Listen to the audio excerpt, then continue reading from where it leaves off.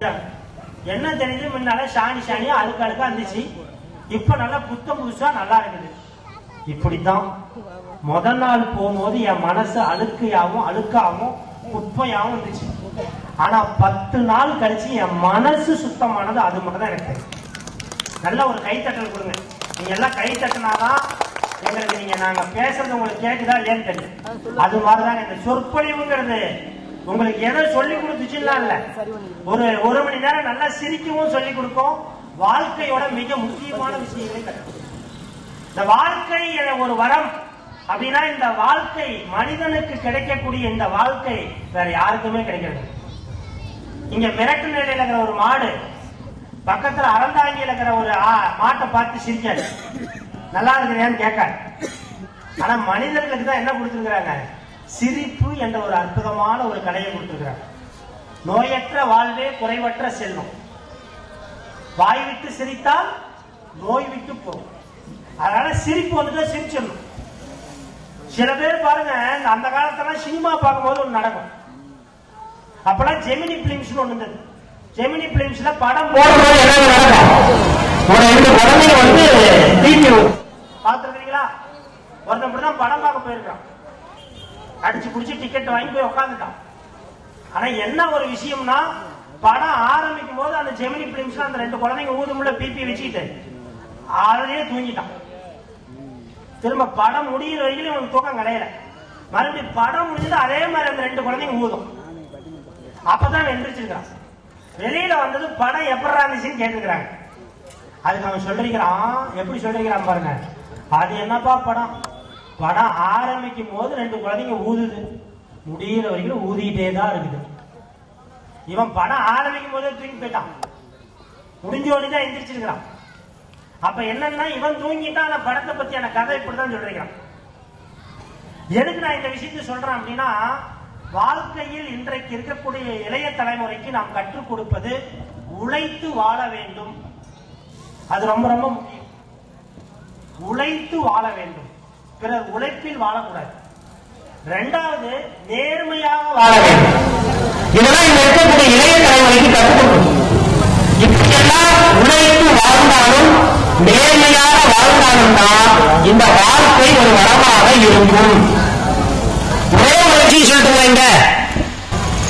ஈரோடு புத்தக திருவிழா,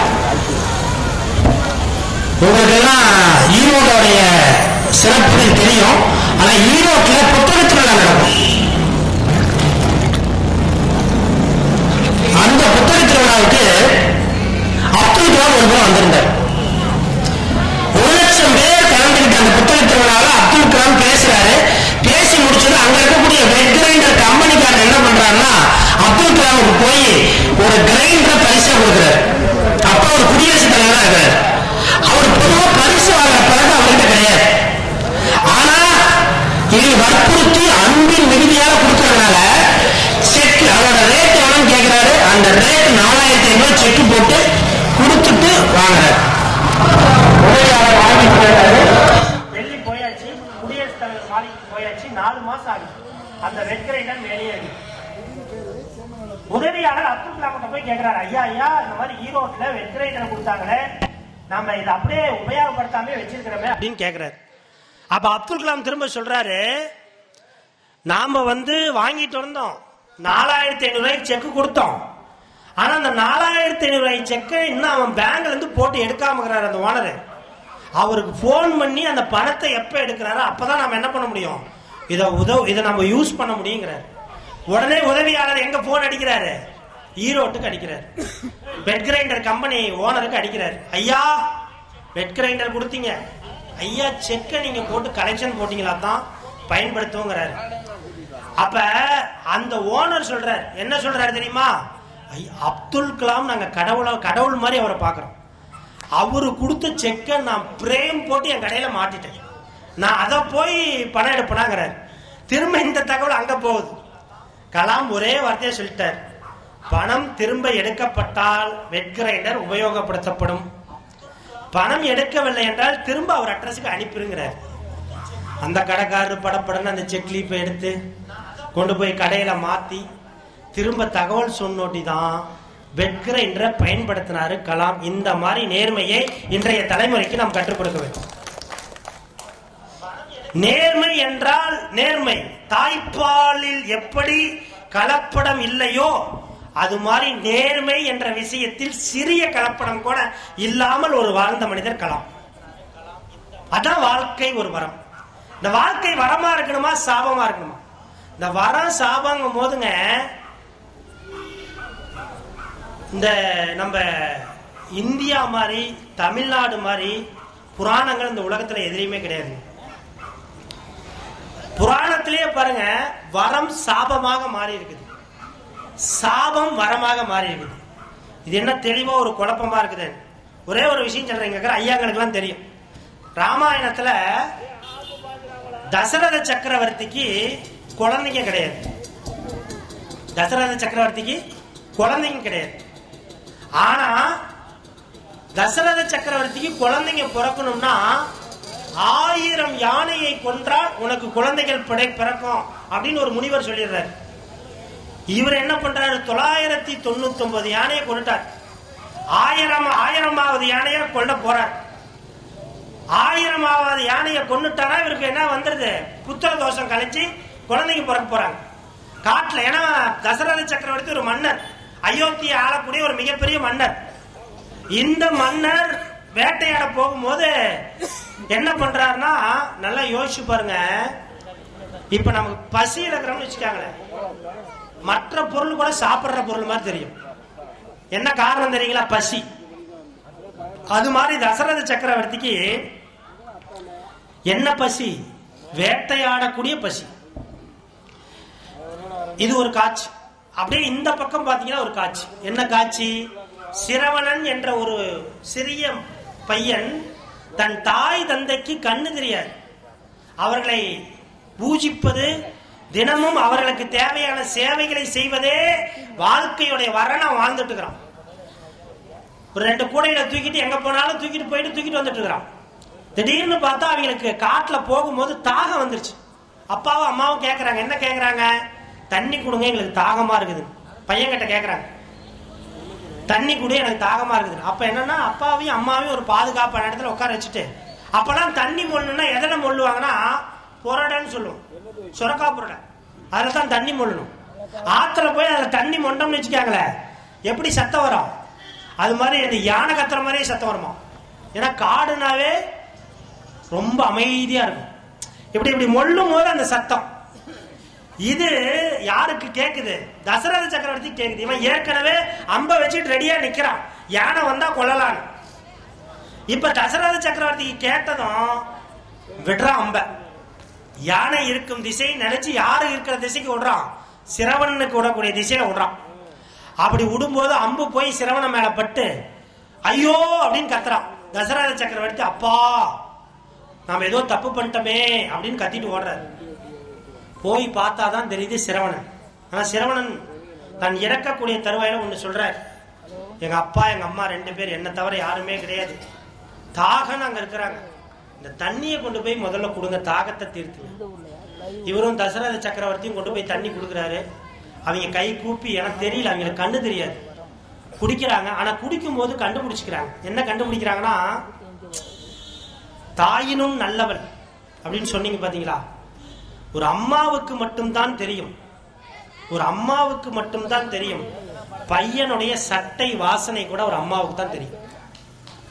இந்த அம்மாவுக்கு யாரோட வாசனைனா, ஏன்னா நல்லா யோசிச்சு பாருங்க, சிரவணனுடைய உடம்பில் வரக்கூடிய வாசனைக்கும் ஒரு மன்னருடைய, தசரத சக்கரவர்த்தியோட மன்னருடைய உடம்புல என்ன வாசம் வரும்? சந்தன வாசமும் செவ்வாது வாசமும் வரும். இதை கண்டுபிடிச்சதுமே அவங்க கேட்கறாங்க, நீ என் பையன் இல்லைங்கிறாங்க. அப்பதான் இவன் நடந்ததை சொல்றான். அப்பதான் ஒரு சாபம் விடுறாங்க. நான் ஏன் இவ்வளவு தூரம் இதை சொல்லிட்டு இருக்கிறேன்னா, வரம் சாபமாக மாறுது, சாபம் வரமாக மாறுது. இப்ப இவங்க சாபம் விடுறாங்க. யாரு? சிரவணனோட அப்பா அம்மா சாபம் விடுறாங்க. என்னன்னு விடுறாங்க? நான் எப்படி என் குழந்தையை, என் பையனை இழந்து பிரிந்து நான் வாடுகிறனோ, நீயும் உன் குழந்தைகளை பிரிந்து வாடுவாய் அப்படின்னு சாபம் கொடுக்குறாங்க. இந்த சாபத்தை கேட்டதும் தசரத சக்கரவர்த்திக்கு மனசுக்குள்ள சந்தோஷம். ஏன் சந்தோஷம்? அவங்க விட்டது சாபம். ஆனா இவருக்கு என்ன? நமக்கு நம்ம மண்ணுக்கு ஆளக்கூடிய வாரிசு வந்துருச்சு. அப்படி இதுதான் வரலாற்றுல சாபம் வரமாக மாறக்கூடிய விஷயம், சாதாரண விஷயம் கிடையாது. இந்த மாதிரியான பாரதம் ராமாயணத்துல நம்ம சொல்லி கொடுக்கணும். இப்ப நீங்க சொற்பொழிவு கூப்பிட எங்களை கூப்பிட்டுருக்கிறீங்க சிவகாசியில இருந்து.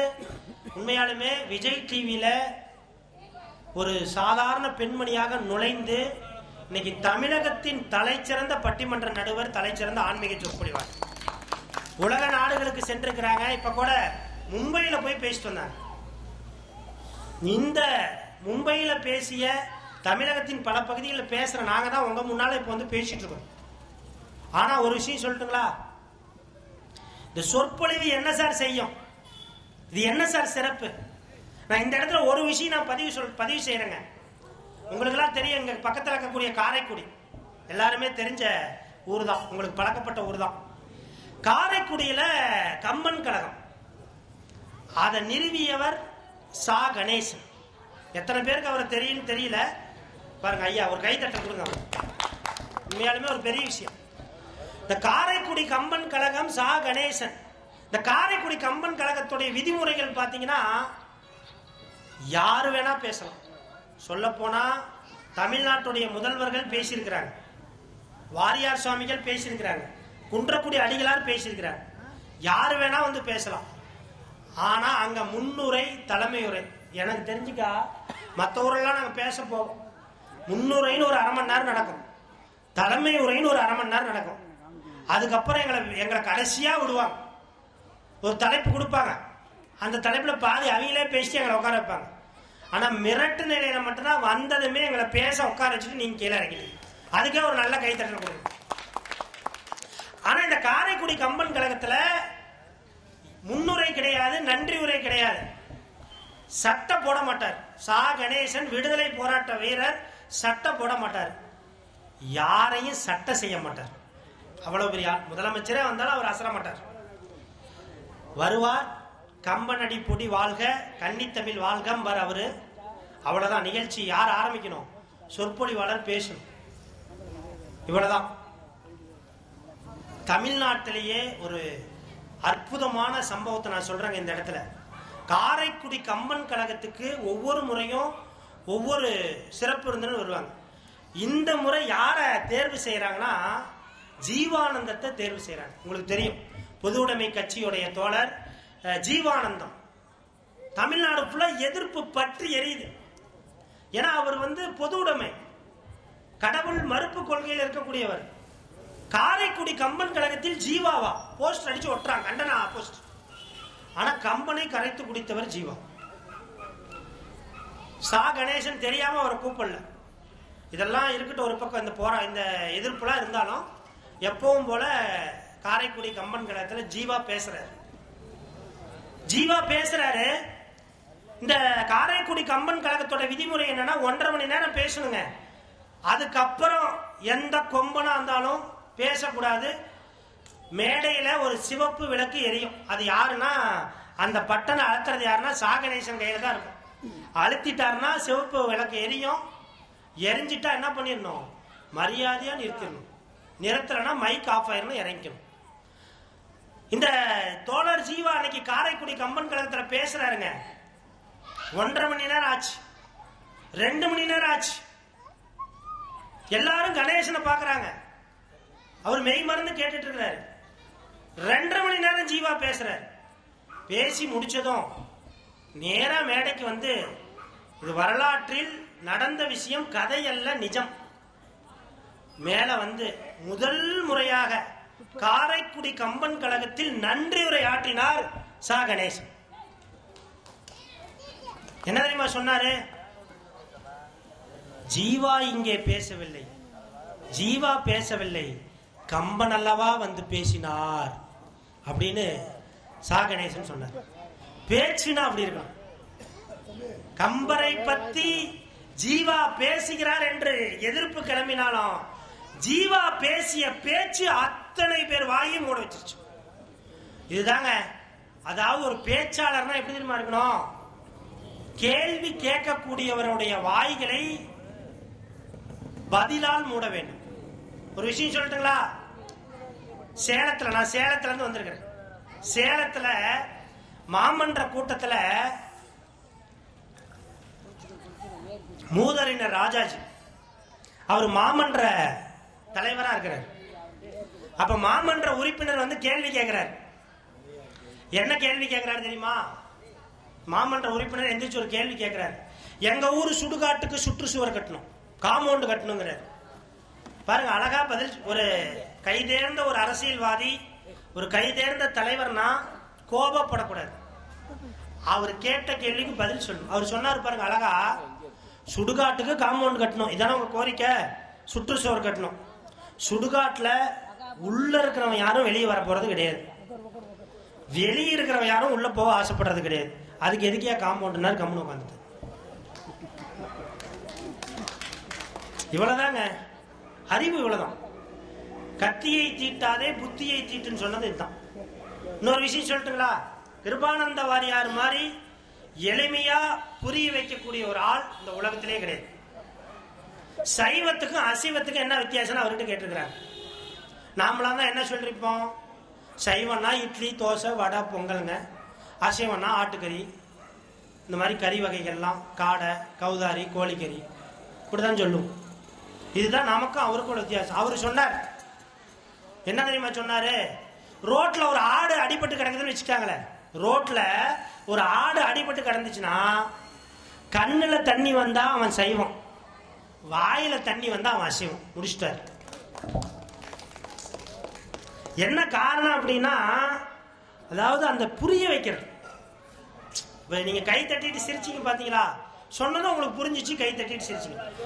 உலகத்திலேயே தமிழ்நாட்டில் இருக்கக்கூடிய மாதிரி அறிவாளிங்க இந்த உலகத்திலே யாரும் கிடையாது. நம்ம தமிழ்நாட்டில இருந்து 2 பேரும் கணவனும் மனைவியும் அமெரிக்கா போயிருக்கிறாங்க சுத்தி பார்க்கறது. அமெரிக்கா போகும்போது அங்க நாசா விண்வெளி நிலையத்தை கூட்டிட்டு போயிருக்கிறாங்க. இந்த நாசா விண்வெளி நிலையத்துல அன்னைக்குன்னு பார்த்து ராக்கெட் விடுறோம். ராக்கெட் விடும்போது என்ன நடக்குது அப்படின்னா, ராக்கெட் கவுண்ட் டவுன் கொடுக்குறாங்க. 5 4 3 2 1 என்ன பண்ண ராக்கெட் போகும். ராக்கெட் கவுண்ட் டவுன் கொடுத்து முடிக்கிறாங்க, ராக்கெட் போகல. அமெரிக்க விண்வெளி நிலையம்னா அங்க யாரு? ரஷ்யா, சீனா, மிகப்பெரிய நாட்டோட எல்லா சயின்டிஸ்ட் தான் ஒர்க் பண்ணுவாங்க. போகல. இந்த 5 சயின்டிஸ்டும் போய் ஒரு 5 நிமிஷம் ஆலோசனை பண்றாங்க, மறுபடியும் கவுண்ட் டவுன் சொல்றாங்க, போகல. இங்க போனா பாத்தீங்களா, தமிழ்நாட்டுல இருந்து இந்த ஆளு போய் ஐடியா கொடுக்குறான். அவன் காதல போய் ஒரு விஷயம் சொல்றான். சொன்னதும் சரி அதை செய்யலாம் அப்படின்ட்டு அவங்க என்ன பண்றாங்க, அதை செய்யறாங்க. அதை செஞ்சது ராக்கெட் சர்ன்னு போயிடுச்சு. அவனை கூப்பிடுறாங்க, இங்க வா வா வா, நீ எந்த நாட்டு விஞ்ஞானி, எங்க படிச்சேன்னு கேக்குறாங்க. அவன் சொல்றான், நான் விஞ்ஞானிலாம் கிடைக்கல இல்லைங்க, நான் 3வது தான் படிச்சேன். எங்க ஊர்ல நான் பைக்கு மெக்கானிக்குங்க. இப்படிதான் நிறைய பேர் வண்டி ஸ்டார்ட் ஆகலன்னு வருவான். நான் இந்த பக்கம் ஒரு சாய்ப்பேன், அந்த பக்கம் ஒன்று சாய்ப்பேன். இப்ப ஸ்டார்ட் பண்ணனா வண்டி சொல்றன்னு போவோம். அதை தான் அவங்க சொன்ன, ராக்கெட் இந்த பக்கம் ஒரு 3 முறை படுக்க போட்டாங்க, அந்த பக்கம் ஒரு 3 முறை படுக்க போட்டாங்க, ஸ்ட்ரெயிட்டா போயிடுச்சு. ஃபியூவல் கலக்குதுங்கிற விஷயத்த ஒரு பைக் மெக்கானிக் சொல்லி கொடுக்குறான் அறிவியல் விஞ்ஞானி. யாருகிட்ட வேணா இருந்தாலும் கத்துக்கணும், அவ்வளவுதான். கத்துக்கிற விஷயம் சாதாரண விஷயம் கிடையாது. ஒரே ஒரு விஷயம் சொல்லிட்டுங்களா, வாழ்க்கை என்பது ஒரு வரம். நான் சொன்னேன், உழைக்க கற்றுக் கொடுங்கள், நேர்மையாக இருக்க கற்றுக் கொடுங்கள், சந்தோஷமாக இருக்க கற்றுக் கொடுங்கள் சொன்னோம். நம் மண்ணின் பெருமையை சொல்லிக் கொடுங்கள், நம் மண்ணின் வரலாற்றை படியுங்கள் சொன்னேன். எல்லாத்தோட ஒரு விஷயம் சொல்லட்டுங்களா, சுயநலமா இருக்கக்கூடாது. நம் வாழ்க்கையில் ஒரு 10 பேருக்கு பலனா இருக்கும். இது அழகா சொல்லுவாங்க, புல்லாங்குழலும் கால்பந்தும் பேசிக்கிச்சான். புல்லாங்குழலும் கால்பந்தும் பேசிக்கிச்சான். இந்த கால்பந்து புல்லாங்குழலை பார்த்து சொன்னிச்சான், நானும் காற்றை தான் உள்வாங்குகிறேன், நீயும் காற்றை தான் உள்வாங்குகிறாய், ஆனால் உன்னை மட்டும் பூஜையில் வைத்து பூஜிக்கிறார்கள், என்னை காலால் எட்டி எட்டி உதைக்கிறார்களே ஏன்னு கேட்டுச்சான். அதுக்கு புல்லாங்குழல் சொன்னிச்சான், நீ வாங்குற காத்தை நீ மட்டும் வச்சுக்கிற, நான் வாங்குகிற காற்றை இசையாக இந்த மக்களுக்கு கொடுக்கிறேன், அதனால் என்னை கையெடுத்து கும்பிடுறாங்க. நான் தயவு செய்து பெரியோர்களே, இளைஞர்களே, தாய்மார்களே, புல்லாங்குழலா இருக்கு. இந்த உலகத்திலேயே புல்லாங்குழலை பத்தி ஒண்ணு சொல்லட்டுங்களா, இந்த உலகத்திலேயே முதலில் தோன்றிய ஒரு ராகம் என்றால் பூபால ராகம் தான். எப்படின்னு சொல்லட்டுங்களா, அப்ப கற்காலத்துல காட்டுல மூங்கில் மரத்தை வண்டு துளையிடுமா? மூங்கில் மரத்தை வண்டு துளையிடும் போது வெளிவந்த இசைதான் பூபால ராகம். அதனால்தான் புல்லாங்குழல் மிகச்சிறந்த மிகப்பெரிய இசைக்கிறது. ஒரே ஒரு விஷயம் சொல்றேங்க, கண்ணதாசனை பத்தி பேசாத ஒரு மேடை இந்த தமிழ்நாட்டில் எந்த மேடையும் இருக்காது. கண்ணதாசன் அவ்வளவு சிறப்பு வாய்ந்தவர். கண்ணதாசன் சாதாரண மனிதர் கிடையாது. எதையுமே சுருக்கமா பாமர மக்களுக்கு புரிய வைப்போம். எப்படி அப்படின்னா, புல்லாங்குழல் கொடுத்த மூங்கில்களேங்கிற பாட்டுல குருவாயூர் தண்ணில் அவன் தவழ்கின்றவன் குழந்தையா, ஒரு கொடியோடு மதுராவை ஆள்கின்றவன் மன்னனா, திருவேங்கடத்தில் அவன் அருள்கின்றவன் கடவுளா, அந்த ஸ்ரீரங்கத்தில் பள்ளி கொள்கின்றவன் என்று நாளே வரையில் மகாபாரதத்தில் உலகத்திற்கு சொன்ன ஒரே கவிஞன் கண்ணதாசன். ராமாயணத்தை 2 வரியில சொன்னார். கோடு போட்டு நிற்க சொன்னான், சீதை நிற்கவில்லையே, சீதை அங்கு நின்றிருந்தால் ராமன் கதையிலே முடிச்சிட்டார். ஏன் நான் கண்ணதாசனை பத்தி சொல்றேன்னா, MS விஸ்வநாதன் கண்ணதாசனுடைய பெருமையை எப்படி தெரியுமா அவர் சொன்னாரு? அவர் நடத்தக்கூடிய எல்லா இசை கச்சேரியிலும் முதல்ல பாடக்கூடிய பாட்டு புல்லாங்குழல் கொடுத்த மூங்கில்களே தான். இத கண்ணதாசன் கேள்விப்பட்டு சொன்னாராம், எனக்கு பிடிச்ச பாட்டு அதுதான், நான் இறந்த பிறகு நீங்க என்ன பண்ணணும், இந்த பாட்டை தான் பாடணும். ஆனா அவர் எப்படி தெரியுமா பாடுகிறாரு? MSV, புல்லாங்குழல் கொடுத்த மூங்கில்களே எங்கள் கண்ணதாசன் புகழ் பாடுங்களேன்னு தான் பாடியிருக்கிறார். நல்ல ஒரு கைத்தட்டல் கொடுங்க. ஏன்னா கண்ணதாசனுடைய சிறப்பு சாதாரண சிறப்பு கிடையாது. எதுக்கு நாம இதை அடிக்கடி நாம சொல்றோம் அப்படின்னா, இப்ப நாங்களாம் வாதியாருங்க, நாங்களாம் படுற பாடம் இருக்குது பாருங்க. இன்னைக்கு ஒரு ஸ்கூல் நடத்துறது ஒண்ணு, 5 சர்க்கஸ் கூடாரம் நடத்துறது ஒண்ணு. பசங்க இப்ப எப்படி தெரியுமா கேள்வி கேட்கறான்? அன்னைக்கு ஒரு கேள்வி கேட்டேன் பையனை பார்த்து, நான் மனித குரங்குக்கு வால் இருக்குதான்னு கேட்டேன். திரும்பி நில்லுங்க சார் பார்த்து சொல்றேங்கிறான். காட்டு பண்ணிய பார்த்துருக்கிறியான்னு கேட்டேன், பார்த்துக்கிட்டே இருக்கிற சாருங்கிறான். அவ்வளவு அறிவுபூர்வமா பதில் சொல்றான். இது கூட பரவாயில்ல, நான் அறிவியல் ஆசிரியருங்க, நான் தமிழ் மேடையில பேசினாலும் நான் அறிவியல் ஆசிரியர், இயற்பியல் படிச்சவன். நான் ஓசோன் படலத்தை பத்தி பாடம் நடத்துறேன். ஓசோன் படலம்னா நான் எளிமையா புரிய வைக்கணும்ட்டு சூரியன்ட்டு வரக்கூடிய புற ஊதா கதிரை ஓசோன் படலம் பந்தல் மாதிரி காப்பாத்துதுரா அப்படின்னு சொல்லி பாடம் சீரியஸா நடத்திட்டு இருக்கேன். பாருங்க, மாணவர்கள் கேட்கக்கூடிய கேள்வி சாதாரணமா நினைக்காதீங்க. ஒரு பையன் எந்திரிச்சான், ஒரே ஒரு கேள்விதான் கேட்டான், சார் ஓசோன்ங்கிறது என்ன சொன்னீங்க? பந்தல் மாதிரி. நீங்க எனக்கு ஒரே ஒரு டவுட் சார், இந்த ராக்கெட்லாம் விடுறாங்களே அப்ப அதை கிழிஞ்சிட்டு போயிடாதான். அவனோட கேள்வி நல்ல கேள்விதான், எனக்கே ஒரு சந்தேகம் வந்துருச்சு. அதுக்கப்புறம் தான் நான் போய் நல்லா படிச்சு அடுத்த நாள் அவனுக்கு பதில சொன்னேன். என்ன தெரியுங்களா, ஓசோன்ங்கிறது ஒரு காற்று படலம். இப்ப நான் இப்ப நடக்கிறேன், இந்த காத்து என்ன ஆயிரும், நகர்ந்துரும், திரும்ப சேர்ந்துரும். ஏன்னா மாணவர்கள் கேட்கக்கூடிய கேள்விகள் என்பது சாதாரண விஷயம் கிடையாது. இந்த நல்ல வார்த்தைகளை பேசணுங்க. இப்ப ஒரு சொற்பொழிவுக்கு வந்திருக்கிறோம், நல்ல வார்த்தைகளை பேசணும், மங்களகரமான வார்த்தைகளை பேசணும். நாணயங்கிற ஒரு வார்த்தை இருக்குது, சில்லறைங்கிற ஒரு வார்த்தை இருக்குது, ரெண்டும் ஒண்ணுதான். இப்போ ஒருத்தரை பார்த்து இவர் ரொம்ப நாணயமானவர்னா என்ன பண்ணுவாரு? சந்தோஷப்படுவார். அதே இவர் ரொம்ப சில்லறத்தனமானவருங்க அப்படின்னா ரெண்டும் ஒரே வார்த்தை தான், ஆனா சொல்லக்கூடிய விதம். இப்படித்தான் உண்மையா நடந்த விஷயங்க. எங்க ஊர் பக்கத்துல ஒருத்தர் என்ன பண்ணிட்டாரு, மருந்து குடிச்சுட்டாரு. மருந்து குடிச்சு அரை உசுறு தான் இருக்குது, ஆஸ்பத்திரிக்கு தூக்கிட்டு போறோம். ஆஸ்பத்திரிக்கு தூக்கிட்டு போனாங்க, என்ன நடக்குதுன்னா, ஹாஸ்பிட்டல் மேல் 3வது மாடியில் இருக்குது.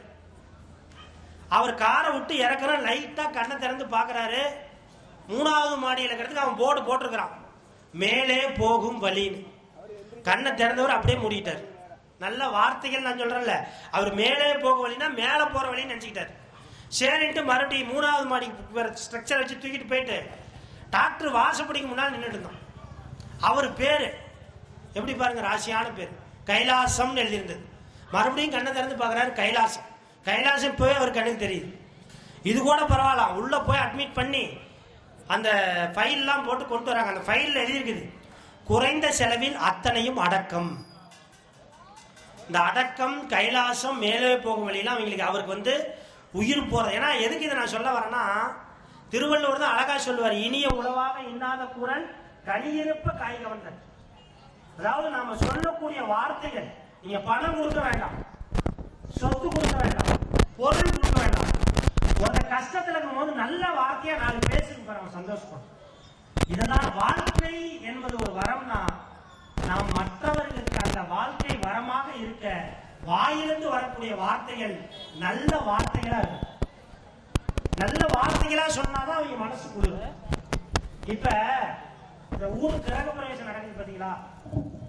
இந்த கிரக பிரவேசம் நடக்கும்போது பாருங்க, சொந்தக்காரன் தான் வருவோம். இந்த மனிதன்லயே 2 வகை இருக்கிறாங்க. முதல் வகை என்ன தெரியுங்களா? அவன் வந்து இப்படி பாப்பான் ஊட்ட, மச்சான் அருமையா கட்டிக்கிறது.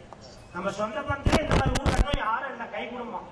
ஆனா உள்ள மனசுக்குள்ள என்ன நினைப்பான், உனக்கெல்லாம் வந்த வழிய பாத்தியா, வாய்ப்பை பாத்தியா, ஒரு ஊர் கட்டிக்கிட்டிய அப்படின்னு உள்ளுக்குள்ள பொங்குவான், வெளியில சிரிப்பான். இதே ஒரு காரியம் நடக்கட்டும், ஒரு கெட்ட காரியம் நடக்குது, போவான், ஆளுக்குமே இவன் தான் கட்டி கட்டி அழுவான், ஐயோ மாமா ஐயோ மாமா, வெளியே அழுவான். ஆனா உள்ள என்ன பண்ணுவான், சிரிப்பான். என்ன காரணம் தெரியுங்களா? ஒரே விஷயம் தாங்க, நடிக்கக்கூடிய ஆட்கள் மனிதர்கள் தான் இந்த நாட்டில் அதிகம். உண்மையால உளமாற உதவி செய்யக்கூடிய ஆட்கள் எத்தனை பேர் இருக்கிறாங்க அப்படின்னு பாத்தீங்கன்னா ரொம்ப ரொம்ப கம்மி. இப்ப சாதாரணமா சொல்லக்கூடாதுங்க. ஒரு காலம் எப்படி இருந்தது, ஒரு காலத்துல எப்படி இருந்தது, பள்ளிக்கூடத்து பையனா சொல்லுவோம். நாங்களாம் சின்ன பசங்களா இருக்கும் போது பள்ளிக்கூடம் போகும்போது எங்க அம்மாட்ட சொல்லுவேன், அம்மா பள்ளிக்கூடம் போறேன். இப்ப இருக்கிற பசங்க எல்லாம் பள்ளிக்கூடம் போறேன்னா எங்க அம்மா என்ன சொல்லுது, ஏய் ஸ்நாக்ஸ் பாக்ஸ் எடுத்துக்கிட்டியா, லஞ்ச் பாக்ஸ் எடுத்துக்கிட்டியா, டைரி எடுத்துக்கிட்டியா, வாட்டர் பாட்டில் எடுத்துக்கிட்டியா, பேக் எடுத்துக்கிட்டியா, எனக்கு கேள்வி கேட்குது.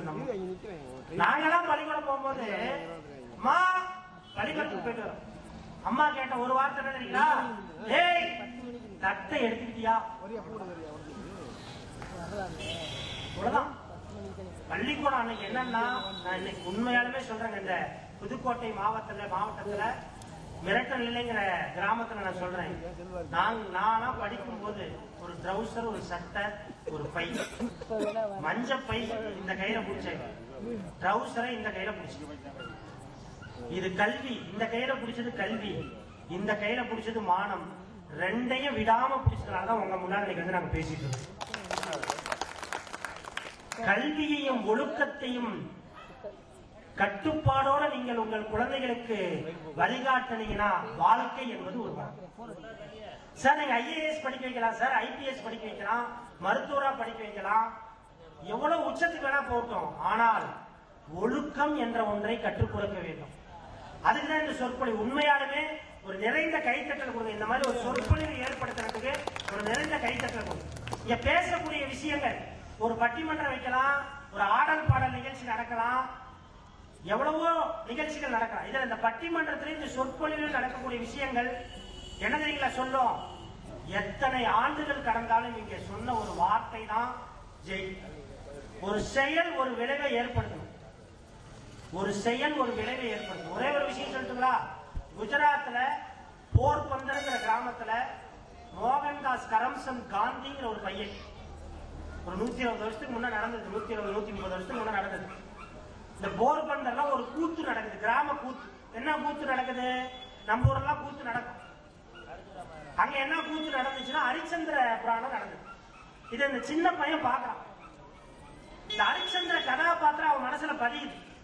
போய் அம்மாட்ட சொல்றான், கூத்து முடிஞ்சிடும், அந்த நாடகம் முடிஞ்சிடும், அம்மா நானும் ஹரிச்சந்திர மாதிரி வாழ்க்கையில உண்மையை மட்டும் பேசணும், பொய்யே பேசக்கூடாது. அப்படியா, சரி அம்மாட்ட சத்தியம் பண்ணு அப்படின்னு அம்மாட்ட சத்தியம் பண்றான். இது ஒரு செயல். ஏங்க ஹரிச்சந்திர புராணம் போர்பந்தர்ல தான் நடந்ததா, குஜராத்ல தான் நடந்ததா, தமிழ்நாட்டுல நடக்கலையா, மிரட்டு நிலையில நடக்கலையா, புதுக்கோட்டையில் நடக்கலையா, எல்லா இடத்துலயும் நடந்தது. ஆனா குஜராத்ல போர்பந்தர்ல நடந்ததுக்கு அப்புறம் மோகன்தாஸ் கரம்சந்த் காந்தி என்ன பண்றாருன்னா, அம்மாட்ட போய் சத்தியம் பண்றாரு, சின்ன பையனா இருக்கும்போது. ஆனால் தன் வாழ்க்கையின் இறுதி மூச்சு வரை அந்த சத்தியத்திற்கு எத்தனை சோதனைகள் வந்த போதும் ஒரு இடத்துல கூட அவர் பொய் பேச கிடையாது, உண்மையை மட்டும் பேசுறார். இதோட விளைவு என்ன தெரியுங்களா, சாதாரண மோகன்தாஸ் கரம்சந்த் காந்தியை ஒரு மனிதனை மகாத்மாவாக மாற்றியது. இதனால என்ன சார் பலன், 200 ஆண்டுகள் அடிமைப்பட்டு கிடந்த இந்தியாவிற்கு சுதந்திரம் கிடைத்தது மகாத்மாவால். உண்மையாக தான் ஒரு கைத்தட்டல் கொடுக்கும். சாதாரண ஒரு செயல் மிகப்பெரிய விளைவை ஏற்படுத்தும். சரி பாருங்க, நான் திரும்ப இப்போ இப்படி சொல்றேன். நமக்கு சாதாரணமா தெரியக்கூடிய ஒரு விஷயம் இன்னொருத்தனுக்கு சாதனையா தெரியும். எப்படின்னு சொல்லிட்டுங்களா? புவியீர்ப்பு விசைன்னு ஒண்ணு. இந்த புவியீர்ப்பு விசைன்னு ஒண்ணு கண்டுபிடிக்கலன்னா இந்த உலகத்துல அறிவியல் இவ்வளவு தூரம் வளர்ந்துருக்காரு. புவியீர்ப்பு விசை அப்படின்னு ஒண்ணு கண்டுபிடிக்கலன்னா இந்த உலகத்துல இவ்வளவு அறிவியல் வளர்ந்துருக்காரு. ஆனா புவியீர்ப்பு விசை எப்படி நியூட்டன் கண்டுபிடிக்கிறாருன்னா அவர் பாட்டுக்கு சிவனேன்னு உட்காந்துட்டு இருக்கிறாரு. நம்மள மாதிரி ஆப்பிள் உழுவுது, இது சாதாரண விஷயம். ஆப்பிள் அன்னைக்கு உழுவுதா? நம்ம ஊர்ல தேங்காய் விழுந்துச்சு, மாங்காய் விழுந்துச்சு, மேல இருந்து எல்லாம் விழுந்துட்டு தான் இருந்துச்சு. நாம என்ன பண்ணுவோம்? ஒரு ஆப்பிள் விழுந்தா நாமளாம் தான் என்ன பண்ணுவோம்? சுத்தியும் முத்தியும் பார்ப்போம், எடுத்து நறுக்கு நறுக்கு கடிச்சிட்டு இன்னொரு ஆப்பிள் விழுவாதான் வாய் கம்பிட்டு பார்ப்போம். ஆனா நியூட்டன் என்ன பண்ணாரு? இந்த ஆப்பிள் ஏன் மேல இருந்து கீழே விழுதுன்னு யோசிச்சார். சாதாரண நிகழ்வு சாதாரண மனிதனுக்கு சாதாரணமா தெரியும். சாதாரண நிகழ்வு சாதனையாளர்களுக்கு தான் அவருக்கு அப்படி தெரிஞ்சிருக்கு. அப்ப ஒரு நிகழ்வு எப்படி வேணா நடக்குதுங்கிற விஷயம் இல்ல, அது விலை. ஒரே ஒரு நடந்த உண்மை கதையை சொல்றேங்க. ஒரு பையன் பள்ளிக்கூடம் போறான். இதுதான் நிறைவான செய்தி. ஏன்னா நேரத்தின் அருமை கருதி 10 மணிக்குள்ள முடிக்கணுங்கிறாங்க. அதனால அடுத்த பேச்சாளர்களுக்கு வழி விடணும். ஒரு சின்ன பையன் பள்ளிக்கூடம் முடிச்சுட்டு வரான். பள்ளிக்கூடம் முடிச்சுட்டு வரக்கூடிய வழியில, வீட்டுக்கு வரக்கூடிய வழியில ஒரு மாந்தோப்பு இருக்குது. அங்க ஒரு 4 மாங்காய் இருக்குது. அந்த 4 மாங்காவை பறிச்சுட்டு வீட்டுக்கு போறான். வீட்டுக்கு போனது அவங்க அம்மா கேட்கறாங்க, இந்த மாதிரி இன்னைக்கு இருக்கக்கூடிய பெரியவங்க உங்ககிட்ட தயவு செஞ்சு சொல்றேன், இந்த கருத்தை கேளுங்க, இதை உங்க குழந்தைங்களுக்கு சொல்லிக் கொடுங்க. இந்த 4 மாங்காய் வீட்டுக்கு எடுத்துட்டு போனது அவங்க அம்மா கேட்கிற கேள்வி, முதல் கேள்வி என்ன கேட்கணும்? ஏதுன்னு கேட்கணும். அந்த அம்மா கேட்டுச்சு, ஏடா எதுக்குடா அந்த மாங்காய் எங்க இருந்து எடுத்தேன்னு. இப்படி வர வழியில நான் என்ன பண்ணேன், இந்த மாதிரி ஒரு காட்டுல இருந்தது, பிச்சுக்கிட்டு வந்தாங்க. உடனே அவன் கையை பிடிச்சி நேராக அந்த காட்டுக்காரர்கிட்ட, மாங்காட்டுக்காரர்கிட்ட கூட்டிகிட்டு போய் இந்த அம்மா சொல்லுது, பையன் தெரியாமல் எடுத்துகிட்டு வந்துட்டாங்க. அதுக்கு அவர் சொல்கிறார், கீழே விழுந்த மாம்பழம் தான்மா, பையன் ஆசைப்பட்டு எடுத்துகிட்டு போயிட்டான், சாப்பிட்டு. இல்லை இல்லை, நான் அங்கே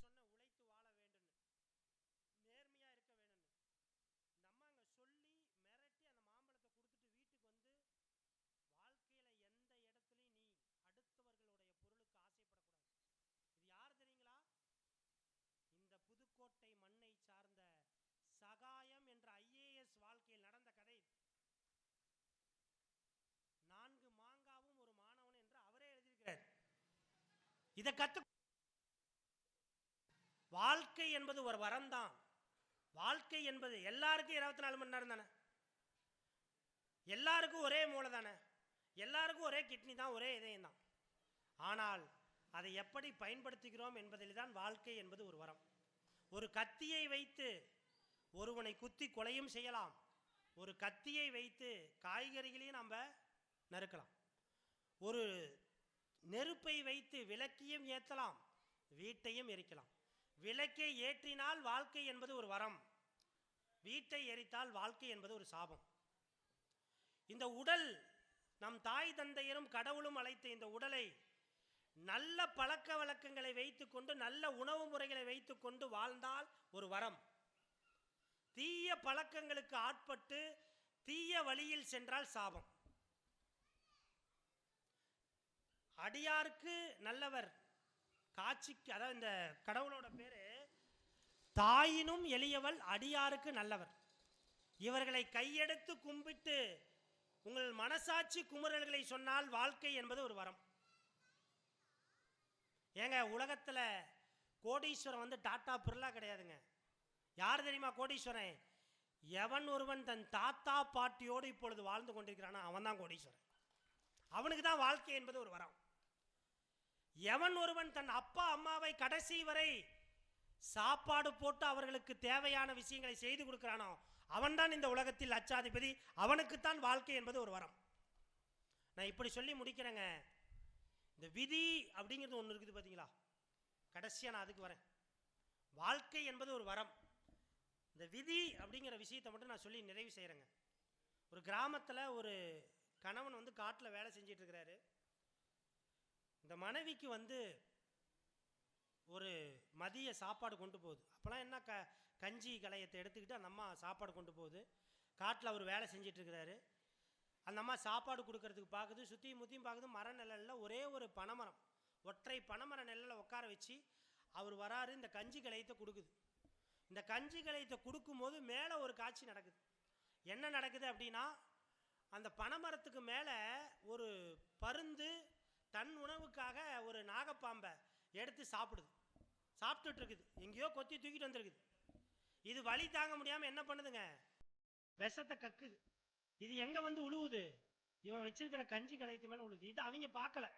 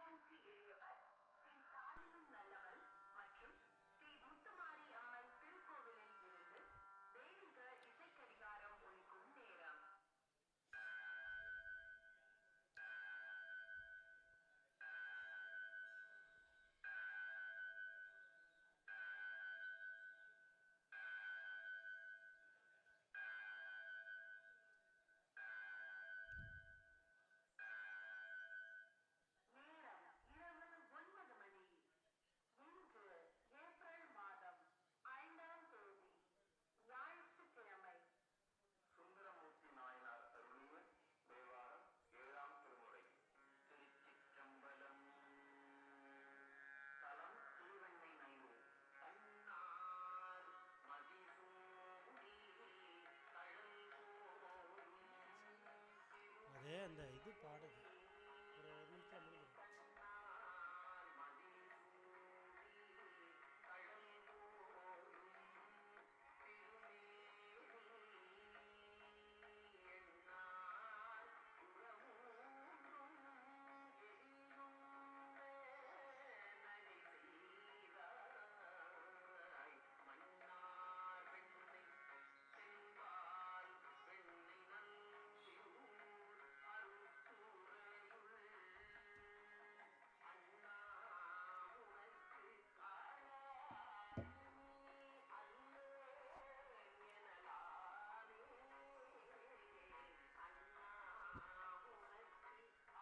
இப்போ அந்த காட்சி நடக்குது. மேலே வந்து பார்த்தீங்கன்னா பாம்பு விஷத்தை கொட்டுது, கீழே வந்து இது நடக்குது. இது அவங்களுக்கு தெரியல, குடிச்சிடுறாங்க, அவர் இறந்துடுறார். இப்போ அங்கே மேலே யமதர்மன் சித்திரகுப்தங்கிட்ட கேட்குறாரு, இதை யாருக்கு இந்த கணக்கை கொடுக்கறது? பாம்புக்கு கொடுக்கறதா? பாம்பு அது வலி தாங்க முடியாமல் கக்குது, அது மேலே என்ன தப்பு? சரி, அந்த பருந்துக்கு கொடுக்கறதா? பருந்து அதோட உணவு பாம்பு, அதுக்கு கொடுக்க முடியாது. இந்த மனைவிக்கு கொடுத்துடலாமா? அவ பாவம் ஒரு பாவமும் அறியாமல் அந்த புருஷனுக்கு சாப்பாடு தான் கொடுத்தா, வேற என்ன பண்ணா? யாருக்கு தான் இது எழுதுறது? இதை தான் கண்ணதாசன் அழகா சொன்னார். இதை தான் இதை வந்து இந்த விதி அப்படிங்கிறது எல்லா இடத்துலையும் எப்படி இருக்குன்ட்டு கண்ணதாசன் ஒரு பாட்டில் கொடுத்தாரு. நதி வெள்ளம் காய்ந்து விட்டால் நதி செய்த குற்றம் இல்லை, விதி செய்த குற்றம் நன்றி வேறு யாரம்மா? பறவைகளே பதில் சொல்லுங்கள், மனிதர்கள் மயங்கி விட்டால் நீங்கள் பேசுங்கள், மனதிற்கு மனது கொஞ்சம் தூது செல்லுங்கள். நல்லவர்க்கெல்லாம் சாட்சிகள் ரெண்டு, ஒன்று மனசாட்சி, ஒன்று தெய்வத்தின் சாட்சியம்மா. நம்பிக்கை வைத்து கல்லையும் பார்த்தால் தெய்வத்தின் காட்சியம்மா, அதுதான் உண்மையின் சாட்சியம்மா, அதுதான் உள்ளத்தின் காட்சியம்மா என்று. எதற்கு இந்த விஷயத்தை சொல்லி நான் முடிக்கிறேன்னா, கீதையுடைய ஒரு அற்புதமான தத்துவம், கடமையை செய் பலனை எதிர்பார்க்காதே. இதுக்கு என்ன அர்த்தம் தெரியுங்களா? கடமையை செய்வது நம்முடைய வேலை, பலனை கொடுப்பது அடியாருக்கு நல்லவருடைய வேலை, தாயினும் தூயவளுடைய வேலை. கடமையை செய்வது நம் வேலை, அதற்கு பலன் என்பது இறைவன் கையில் தான். எனவே இந்த வாழ்க்கை ஒரு வரமாக இருக்க வேண்டும் என்றால் கடமையை செய்யுங்கள், நல்ல மனிதர்களை நேசியுங்கள், நல்ல சிந்தனைகளை சிந்தியுங்கள், நல்லதே நடக்கும், நலமுடன் வாழ்க என்று வாய்ப்பளித்த புதுக்கோட்டை சரவணன் ஐயா விஜய் டிவியில் இன்று பிரபலமான தமிழகம் முழுவதும் உள்ள பட்டிமன்ற மேடைகளில் நடுவராக விளங்கக்கூடிய என் ஆருயிர் சகோதரர் மரியாதைக்குரிய புதுக்கோட்டை சரவணன் ஐயா எங்களை இந்த மிரட்டநிலை கிராமத்திற்கு அறிமுகப்படுத்தி வைத்த அவருக்கும் நான் நன்றி சொல்லி, வாய்ப்பளித்த உங்கள் அனைவருக்கும் நன்றி சொல்லி, இந்த சொற்பொழிவு எவ்வாறு இருந்தது ஒரு கைத்தட்டல் மூலம் நீங்கள் சொல்ல வேண்டும் என்று சொல்லி அனைவருக்கும் நன்றி கூறி பாதம் தொட்டு விடைபெறுகிறேன். நன்றி, வணக்கம். அடுத்தபடியாக சிவகாசி சரவடி என்று இலக்கியத்துறையில் பேசக்கூடிய ஒரு சாதாரண பெண்ணாக இருந்து தன்னுடைய உழைப்பால் தன்னுடைய மகனை இன்றைக்கு இந்த சொற்பொழிவு பட்டிமன்றங்களில் கிடைத்த வருவாயை வைத்து மருத்துவர் ஆக்கிய ஒரு பெண். அவர் பேசுகிறார் வாழ்க்கை என்பது ஒரு வரம் என்ற தலைப்பிலே அடுத்து உங்கள் முன் நல்ல ஒரு கைத்தட்டலோடு அவர் வரார்.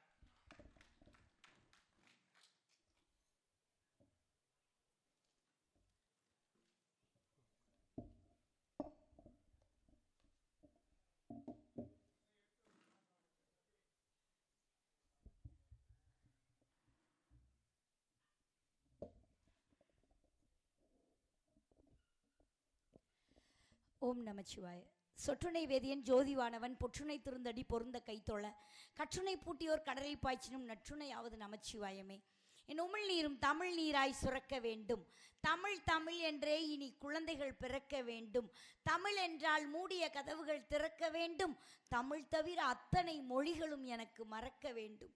தமிழோடு கொஞ்ச நாள் நான் உயிரோடு இருக்க வேண்டும். தமிழ் இல்லை என்றால் என் உயிர் இறக்க வேண்டும். தமிழுக்கும் தமிழன்னைக்கும் முதல் வணக்கத்தை சொல்லி, அழகான கோவில்கள் இருந்தால் அது அருப்பு கோட்டை, அழகான கோவில்கள் இருந்தால் அது அருப்பு கோட்டை, அன்பான மக்கள் வாழ்ந்தால் அது புதுக்கோட்டை என்று புதுக்கோட்டைக்கு பெருமை சேர்த்திருக்கும் அத்தனை பேரையும் வணங்கி மகிழ்ந்து, தமிழ்நாட்டில் எத்தனையோ ஊர் இருக்குது. கிட்டத்தட்ட 234 தொகுதினா 234 தொகுதிக்குள்ளே எத்தனை ஊர் இருக்கும். ஆனால் உலகத்திலேயே வித்தியாசமாக மிரட்டு நிலை என்று ஒரு ஊரை பெயராக வைத்திருக்கக்கூடிய உங்களை பார்த்து நான் மிரண்டு நிற்கிறேன். ஏன்னா நைட்டு 9 மணிக்கு மேலே இப்படிலாம் ஒரு பேச்சு நடக்குமா, அதெல்லாம் கேட்பாங்களா எந்த ஊர்லையாவது? ஆனால் இங்கே கேட்குறீங்க அப்படின்னா, வெறும் தேர் ஓட்டிய தெருக்களிலெல்லாம் கார் ஓட்டிய புதுக்கோட்டை மன்னன் வாழ்ந்த இடத்தில் பேசுவதிலே பெரிய மகிழ்ச்சி, ரொம்ப சந்தோஷமாக இருக்குது, மனநிறைவாக இருக்குது. அதுவும் எனக்கு ஆண்களெல்லாம் ரொம்ப பிடிக்கும் சார், பெண்களை விட. பின்னாடி பெண்கள் இருக்கிறாங்க, பெண்கள்லாம் ஒரு தடவை கை தட்டுங்க பார்ப்போம். எனக்கு ஆண்களை ஏன் ரொம்ப பிடிக்கும் சொன்னேன் தெரியுமா? எங்கள் ஆண்கள்லாம் பாருங்க, வெள்ளை வேட்டி வெள்ளை சட்டை. என்ன காரணம்? அவர்கள் ஆடை மட்டும் வெள்ளை அல்ல, அவர்களுடைய உள்ளமும் கூட வெள்ளை, தூய்மையான உள்ளத்துக்காரங்க. எங்கள் பெண்களை பாருங்கள், நிறையா நகை போட்டிருப்போம், மோதிரம் செயின், ஒரு 3 பவுன்லையாவது தாலி கூடி தங்கத்தில் போட்டிருப்போம். ஒன்றும் இல்லைன்னா ஒரு 150 ரூபாய்க்கு ஒரு டூப்ளிகேட் செயினை வாங்கி போட்டு வந்துடுவோம். பெண்கள் தங்கம் போடுவோம், ஆனால் ஆண்கள் தங்கமே போடுறதில்ல. ஏன் ஆண்கள் தங்கமே போடுறதில்ல? ஆண்களே தங்கம், அவர்களுக்கு எதுக்கு தங்கம்? தங்க மக்கள். அதான் முன்னாடி ஃபுல்லாக ஆண்கள், பின்னாடி கொஞ்சம் பெண்கள் இருக்காங்க. அவங்களையும் சும்மா விட முடியாது. ஒவ்வொரு குடும்பமும் மண்ணின் மேல் இருக்கவில்லை, எங்கள் பெண்ணின் மேல் தான் இருக்கிறது இல்லையா? அதனால் அவங்க பின்னாடி உட்கார்ந்து ஆண்களுக்கு முன்னுரிமை கொடுத்து பின்னாடி உட்காந்து கேட்குறாங்க. ஒரு பட்டிமன்றமோ ஒரு சொற்பொழிவோ நீங்கள் கேட்டுட்டு போனீங்கன்னா அதில் ஏதாவது ஒரு பயன் இருக்கும். இப்போ இங்கே வந்து ஒரு டான்ஸ் நடந்துச்சுன்னு வைங்க, இப்போ எல்லாரையும் முன்னாடி வாங்க பேச போகிறாங்கன்னு கூப்பிட்ருக்கோம். இங்கே ஒரு டான்ஸ் நடந்துச்சுன்னா என்ன செய்வாங்க? பசங்க பூரா இது வரைக்கும் ஏறி இருப்பாங்க, எல்லாம் பின்னாடி போ பின்னாடி போன்னு தள்ளணும். இந்த டான்ஸ் முடிஞ்சோடனே ஒரு அக்கா நல்லா கரகாட்டம் குத்தாட்டம் ஆடிச்சுன்னா, சூப்பராக ஆடுறப்பா, வந்து எங்கள் வீட்டில் 2 நாளைக்கு இருந்துட்டு போன்னு கூட்டிகிட்டு போனால் பொண்டாட்டி வச்சு கும்மும். ஏயா உனக்கெல்லாம் அறிவு இருக்கா? ஆட்டக்காரியை வீட்டுக்கு கொடுத்துருக்கேன், உனக்கெல்லாம் அறிவு இருக்கா? ஏன்னா ஆட்டக்காரிக்கு வீட்டுக்காரிக்கு ஒரு வித்தியாசம் இருக்குது. ஒரு பாட்டுக்கு ஆடினானா அவள் ஆட்டக்காரி, அவள் பாட்டுக்கு ஆடினானா அவள் வீட்டுக்காரி. இந்த ஒரு பாட்டுக்கு ஆடினவளை கொண்டு போய் வீட்டில் கொண்டு வச்சிங்கன்னா வீட்டுக்காரி கும்முன்னு கும்புவா. ஆனால் நாங்கள் பேசி முடித்த உடனே நிறையா பேசுவோம். அந்த நிறையா பேசுனதில் ஏதாவது ஒரு பாயிண்ட்டு, ஒரு விஷயம், ஒரு செய்தி, உங்க இதயத்தின் பக்கத்துல இருக்க பாக்கெட்ல வச்சு எடுத்துட்டு போனீங்கன்னா அது உங்க தலைமுறைக்கும் அது உதவும். அதனாலதான் இந்த மாதிரி ஒரு சொற்பொழிவெல்லாம் நம்முடைய மாரியம்மன் கோவில்ல நடத்துறாங்க. அதுவும் இன்னும் சொல்ல போனா தாயினும் மேலான ஏன் பேர் வச்சிருக்காங்க தெரியுமா? சும்மா வைக்கல சான்றோர்கள். தாய்னா தூய்மையானவதான், ஆனா அவ எப்படி இருப்பானா சுயநலமா இருப்பா. தாம் பிள்ளைக்கு ஒண்ணு அடுத்த பிள்ளைக்கு ஒண்ணுன்னு பாப்பா.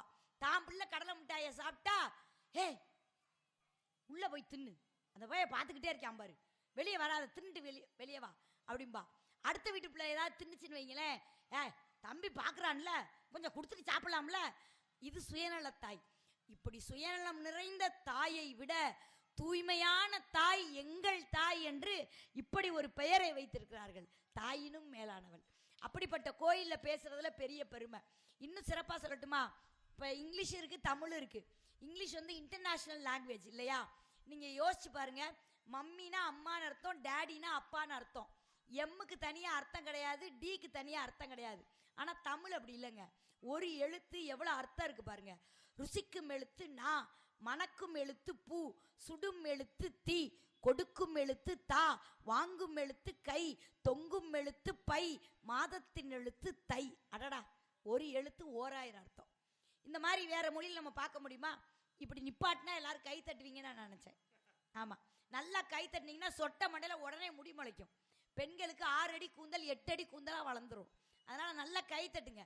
நல்லா கை தட்ட இது காமெடிக்கு சொன்னா கூட நீங்க அதிகமா கை தட்ட என்ன ஆகும்னா நரம்புகளுக்குள்ள இருக்கக்கூடிய அந்த உடம்புல இருக்கிற நரம்புகள் தசைகள் எல்லாமே அக்கு பஞ்சர் ஆகி உங்களுக்கு ஆயுள் கூடும், வாழக்கூடிய நாட்களின் ஆயுள் கூடும். அது மட்டும் இல்லைங்க, ஒருத்தருக்கு கண்ணு தெரியலங்க, 6 வருஷமா கண் தெரியாதவர். அவர் ஒரு அக்குபஞ்சர் டாக்டர்கிட்ட போய் கேட்டார் என்ன செய்யலான்னு. அவர் தினமும் 30 நிமிஷம் கை தட்ட சொன்னாரு. தினமும் 30 நிமிஷம் கை தட்டினதுனால அவருக்கு 9 மாதம் கழித்து கண் பார்வை வந்தது என்று சொன்னால் கை தட்டுதலில் அவ்வளவு வைத்திருக்கிறார்கள் நம் பெரியோர்கள். அதே மாதிரி யாராவது வீட்டுக்கு வந்தாங்கன்னா வாங்க வணக்கம்னு சொல்லணும். இதுல அறிவியல் இருக்கு, ஆன்மீகம் இருக்கு. என்ன அறிவியல் தெரியுமா? என்ன ஆன்மீகம் தெரியுமா? இது வலதுகை உயர்ந்த செயல்களை செய்யறது, சாப்பிட்றது, அடுத்தவங்களுக்கு கொடுக்கறது, நல்ல விஷயங்களை செய்யும் போது வலதுகையில் செய்வாங்க. இடதுகை உங்களுக்கு தெரியும், டேஷ் கழுவுற கை. கடவுள் முன்னே பெரியோர் தாழ்ந்தோர் இன்று இல்லை, இருவரும் சமம் என்பதற்காகத்தான் கடவுள் முன்னாடி இப்படி 2 கையையும் கூப்பி கும்பிட்றோம். அப்ப இதுக்கு அறிவியல் என்ன அர்த்தம் இருக்கு அப்படின்னா, அடிக்கடி கோயிலுக்கு போய் அடிக்கடி பெரியவங்களை பார்த்து இப்படி 2 கையையும் சேர்த்து வச்சு அமுக்கி ப்ரெஸ் பண்ணும்போது உடம்புக்குள்ள வந்து ஒரு நல்ல வைப்ரேஷன் வந்து நம்மளுக்கு உடம்புல எந்த நோய் இருக்காது. ஒரு ஹார்ட் அட்டாக், ஒரு பிரச்சனை, இதுக்கெல்லாம் பெரிய தீர்வு பெரியோர்கள் அன்று வணக்கம் என்று சொல்ல சொன்னார்கள். இன்னைக்கு யாரையாவது வணக்கம் சொல்றோமா? ஹாய் ப்ரோ அப்படிதானே சொல்றோம். பெரியவங்களா இருக்காங்க. நாங்கள் எனக்கெல்லாம் எங்கள் மாமியார் என்னை பொண்ணு பார்க்க வந்துச்சுக்கா, நல்லா கேளுக்கா, பொண்ணு பார்க்க வந்துட்டு 5 கண்டிஷன் போட்டுச்சு. எனக்கு வரப்போகிற மருமக அழகாக இருக்கணும், சிகப்பாக இருக்கணும், நிறையா படிச்சிருக்கணும், நிறையா சம்பாதிக்கணும், நான் கிழிச்ச கோட்டை தாண்டக்கூடாதுன்னு 5 கண்டிஷன் போட்டுச்சு. பதிலுக்கு நான் ஒரே ஒரு கண்டிஷன் தான் போட்டேன், நான் போகிற வீட்டில் மாமியார் போட்டோவில் தான் இருக்கணும், உசுரோடு இருக்கக்கூடாதுன்னு. ஏன்னா அது அப்படிப்பட்ட கிளவி. இப்போ நான்லாம் ப்ரோக்ராமுக்கு வர்றேன்ல சார், என் மாமியார்ட்ட தான் பிள்ளைய விட்டு வரேன். நான் 1000 ரூபா கொடுத்து விட்டு வந்தால் மட்டன் சூப் வச்சு கொடுக்கும் பிள்ளைக்கு, 500 ரூபா கொடுத்துட்டு வந்தால் சிக்கன் சூப் வச்சு கொடுக்கும், 100 ரூபா கொடுத்துட்டு வந்தேன்னா வெஜிடபிள் சூப் வச்சு கொடுக்கும். நான் ஒன்றுமே கொடுக்காம வந்துட்டேன்னா விரல சூப்புங்குது. அப்படிப்பட்ட கிளவி அந்த கிளவி. போன வாரம்க்கா நல்லா கேளுங்கக்கா, காலையில் இட்லி போட்டேன் வேணான்றுச்சு, 11 மணி போல் தோசை கொடுத்தேன் வேணான்றுச்சு, பொங்கல் போட்டேன் வேணான்றுச்சு. அப்புறம் என்ன பண்ணேன் தெரியுமா சார்? கிளவியை பட்னி போட்டேன். அப்புறம் என்ன பண்ணேன் நான்? பெரிய ஆளுகள்லாம் இப்போ சமீபத்தில் பாம்பே போயிருந்தேன். இந்த பாம்பே போனோம்னா நம்ம ஃப்ளைட்டில் போய் இறங்கணும்னு வைங்களேன், அங்கே பார்த்தீங்கன்னா அழகான 3 லேடிஸ் நிற்பாங்க. யாருன்னா ஏர் ஹோஸ்டஸ். இந்த ஃப்ளைட்டில் ட்ராவல் பண்ணி வந்ததுக்கு நன்றி சொல்லுவாங்க. குவைத்தில் போகும்போது நடந்த விஷயங்க. குவைத்தில் போய் இறங்குறேன், அவங்களுக்கு இங்கிலீஷும் தெரியாது, தமிழும் தெரியாது, அவங்க மொழி வந்து ஹிந்தி. அவங்க என்ன பண்ணுறாங்கன்னா ஃப்ளைட்டில் ட்ராவல் பண்ணுறவங்களுக்கு நன்றி சொல்கிறாங்க, தன்யவாத்துன்னு. என் பக்கத்தில் இருக்க போய் சொல்கிறேன், ஏக்கா அந்த பிள்ளை என்னைய தனியாவான்னு கூப்பிடுது. வாழ்க்கையில் எல்லாத்தையும் நிதர்சனமாக எடுத்துக்கணும். இப்போ ஒன்றும் இல்லைங்க, ஒருத்தர் பாடுறதுக்காண்டி வந்திருக்காரு. எங்க? மதுரை மாநகரில் ஒரு பாகவதர் பாடுறாரு. உடனே கீழே இருந்து ஒருத்தர் சொல்றாரு, எங்க ஊரை பத்தி பாடு, மதுரையை பத்தி பாடு, மதுரைன்னு எழுதி காட்டுறாரு. உடனே இவர் பாடுறாரு, மதுரை மதுரை மதுரை குளுங்க மதுரை குளுங்கன்னாரு. உடனே அவர் வந்து 500 கொடுத்துட்டு போனார். உடனே திருநெல்வேலிக்காரர் கோவம் வந்துருச்சு. அவர் திருநெல்வேலி எழுதி கொடுத்து திருநெல்வேலியை பற்றி பாடு. உடனே இவர் திருநெல்வேலி சீமையில், உடனே அவர் 1000 கொடுத்துட்டு போயிட்டார்.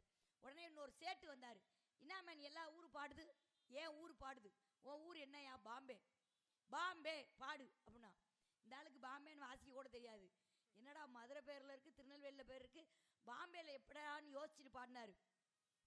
நாதர் முடி மேல் இருக்கும் நல்ல பாம்பே, உனக்கு நல்ல பெயர் வைத்தது யார் சொல்லு பாம்பே, பாம்பே பாம்பே பாம்பே பாம்பே பாம்பே பாம்பே பாம்பேனார்ல.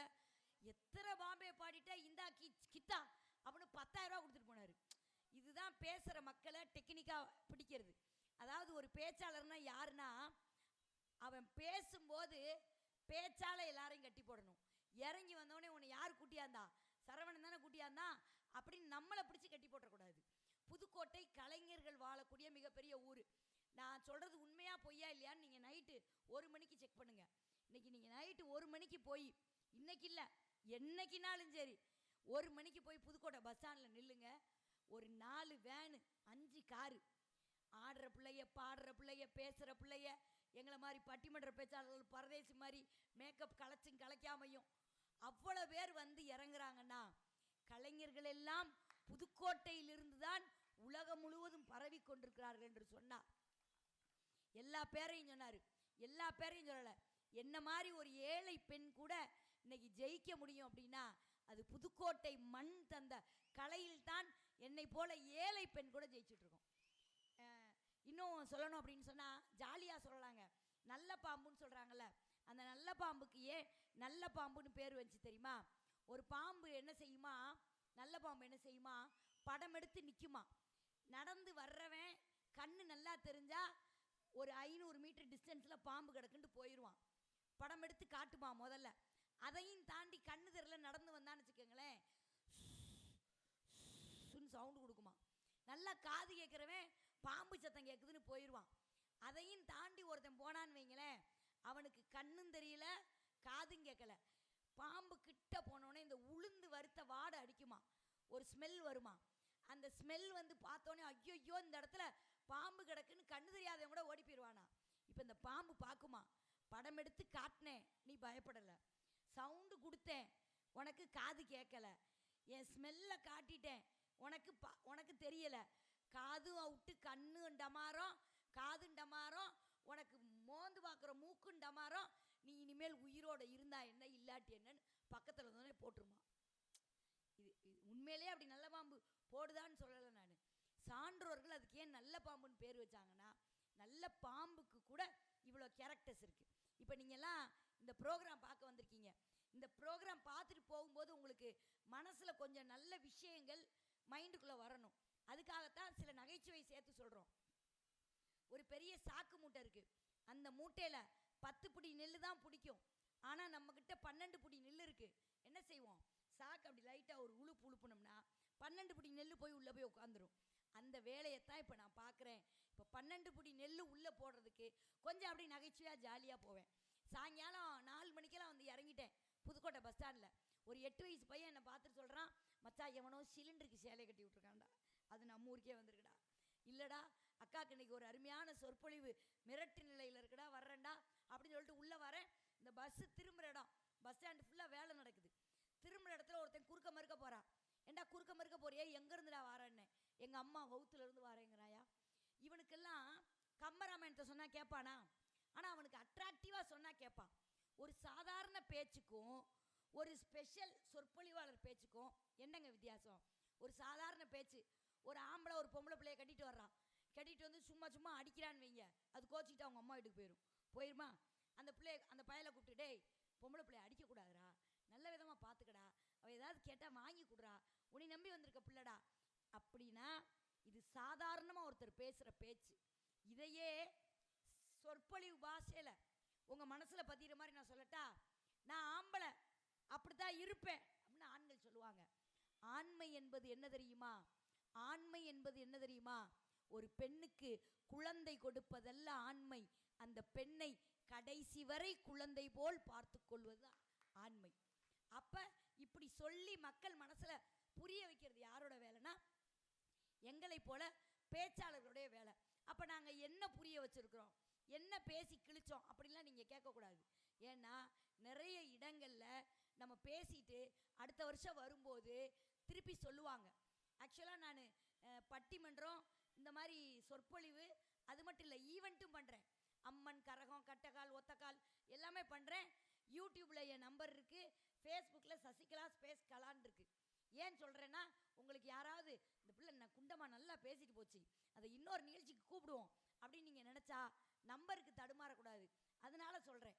இதை ஏன் சொல்கிறேன் அப்படின்னு கேட்டிங்கன்னா, போன வருஷம் ஒரு ஈவெண்ட் நடத்தினேங்க. ஈவெண்ட்டுனா டான்ஸு, அம்மனு, காளி, கருப்பசாமி எல்லாமே வருவாங்க. அப்போ அதில் நான் தான் நடுவில் பேசுகிறேன். அப்போ அது சேலம் மாவட்டம். அந்த சேலம் மாவட்டத்தில் நான் ஒரு வார்த்தை சொன்னேன், நூலை படித்தால்தான் மேலே வர முடியும் என்று இருக்கக்கூடிய சமுதாயத்திலே நூலை பிடித்தவர்கள் கூட மேலே வந்த சமுதாயம்னு சொல்லிட்டு வந்துட்டேன். அன்னைக்கு கை தட்டிட்டாங்க. 2 வருஷம் கழிச்சு நேற்று போகிறேங்க. நான் போன உடனே சத்தியம் எனக்கு ஆச்சரியமாக இருந்துச்சு. ஒரு 16 வயசு பையன் வந்து சொல்கிறான், நூலை படித்தவர்களை விட நூலை பிடித்தவர்கள்னு சொன்னீங்கல்ல, அதே மாதிரி எங்களை பற்றி இன்னொன்று சொல்லிட்டு போங்க அவன் சொல்கிறாங்க. அப்போ அவனுக்கு நான் சொன்னேன், நம்ம ஒரு சாப்பாடு இல்லாமல் 48 நாள் நம்மளால் உயிரோடு இருக்க முடியும். தண்ணியே குடிக்காமல் நம்மளால் 72 நாள் உயிரோடு இருக்க முடியும்.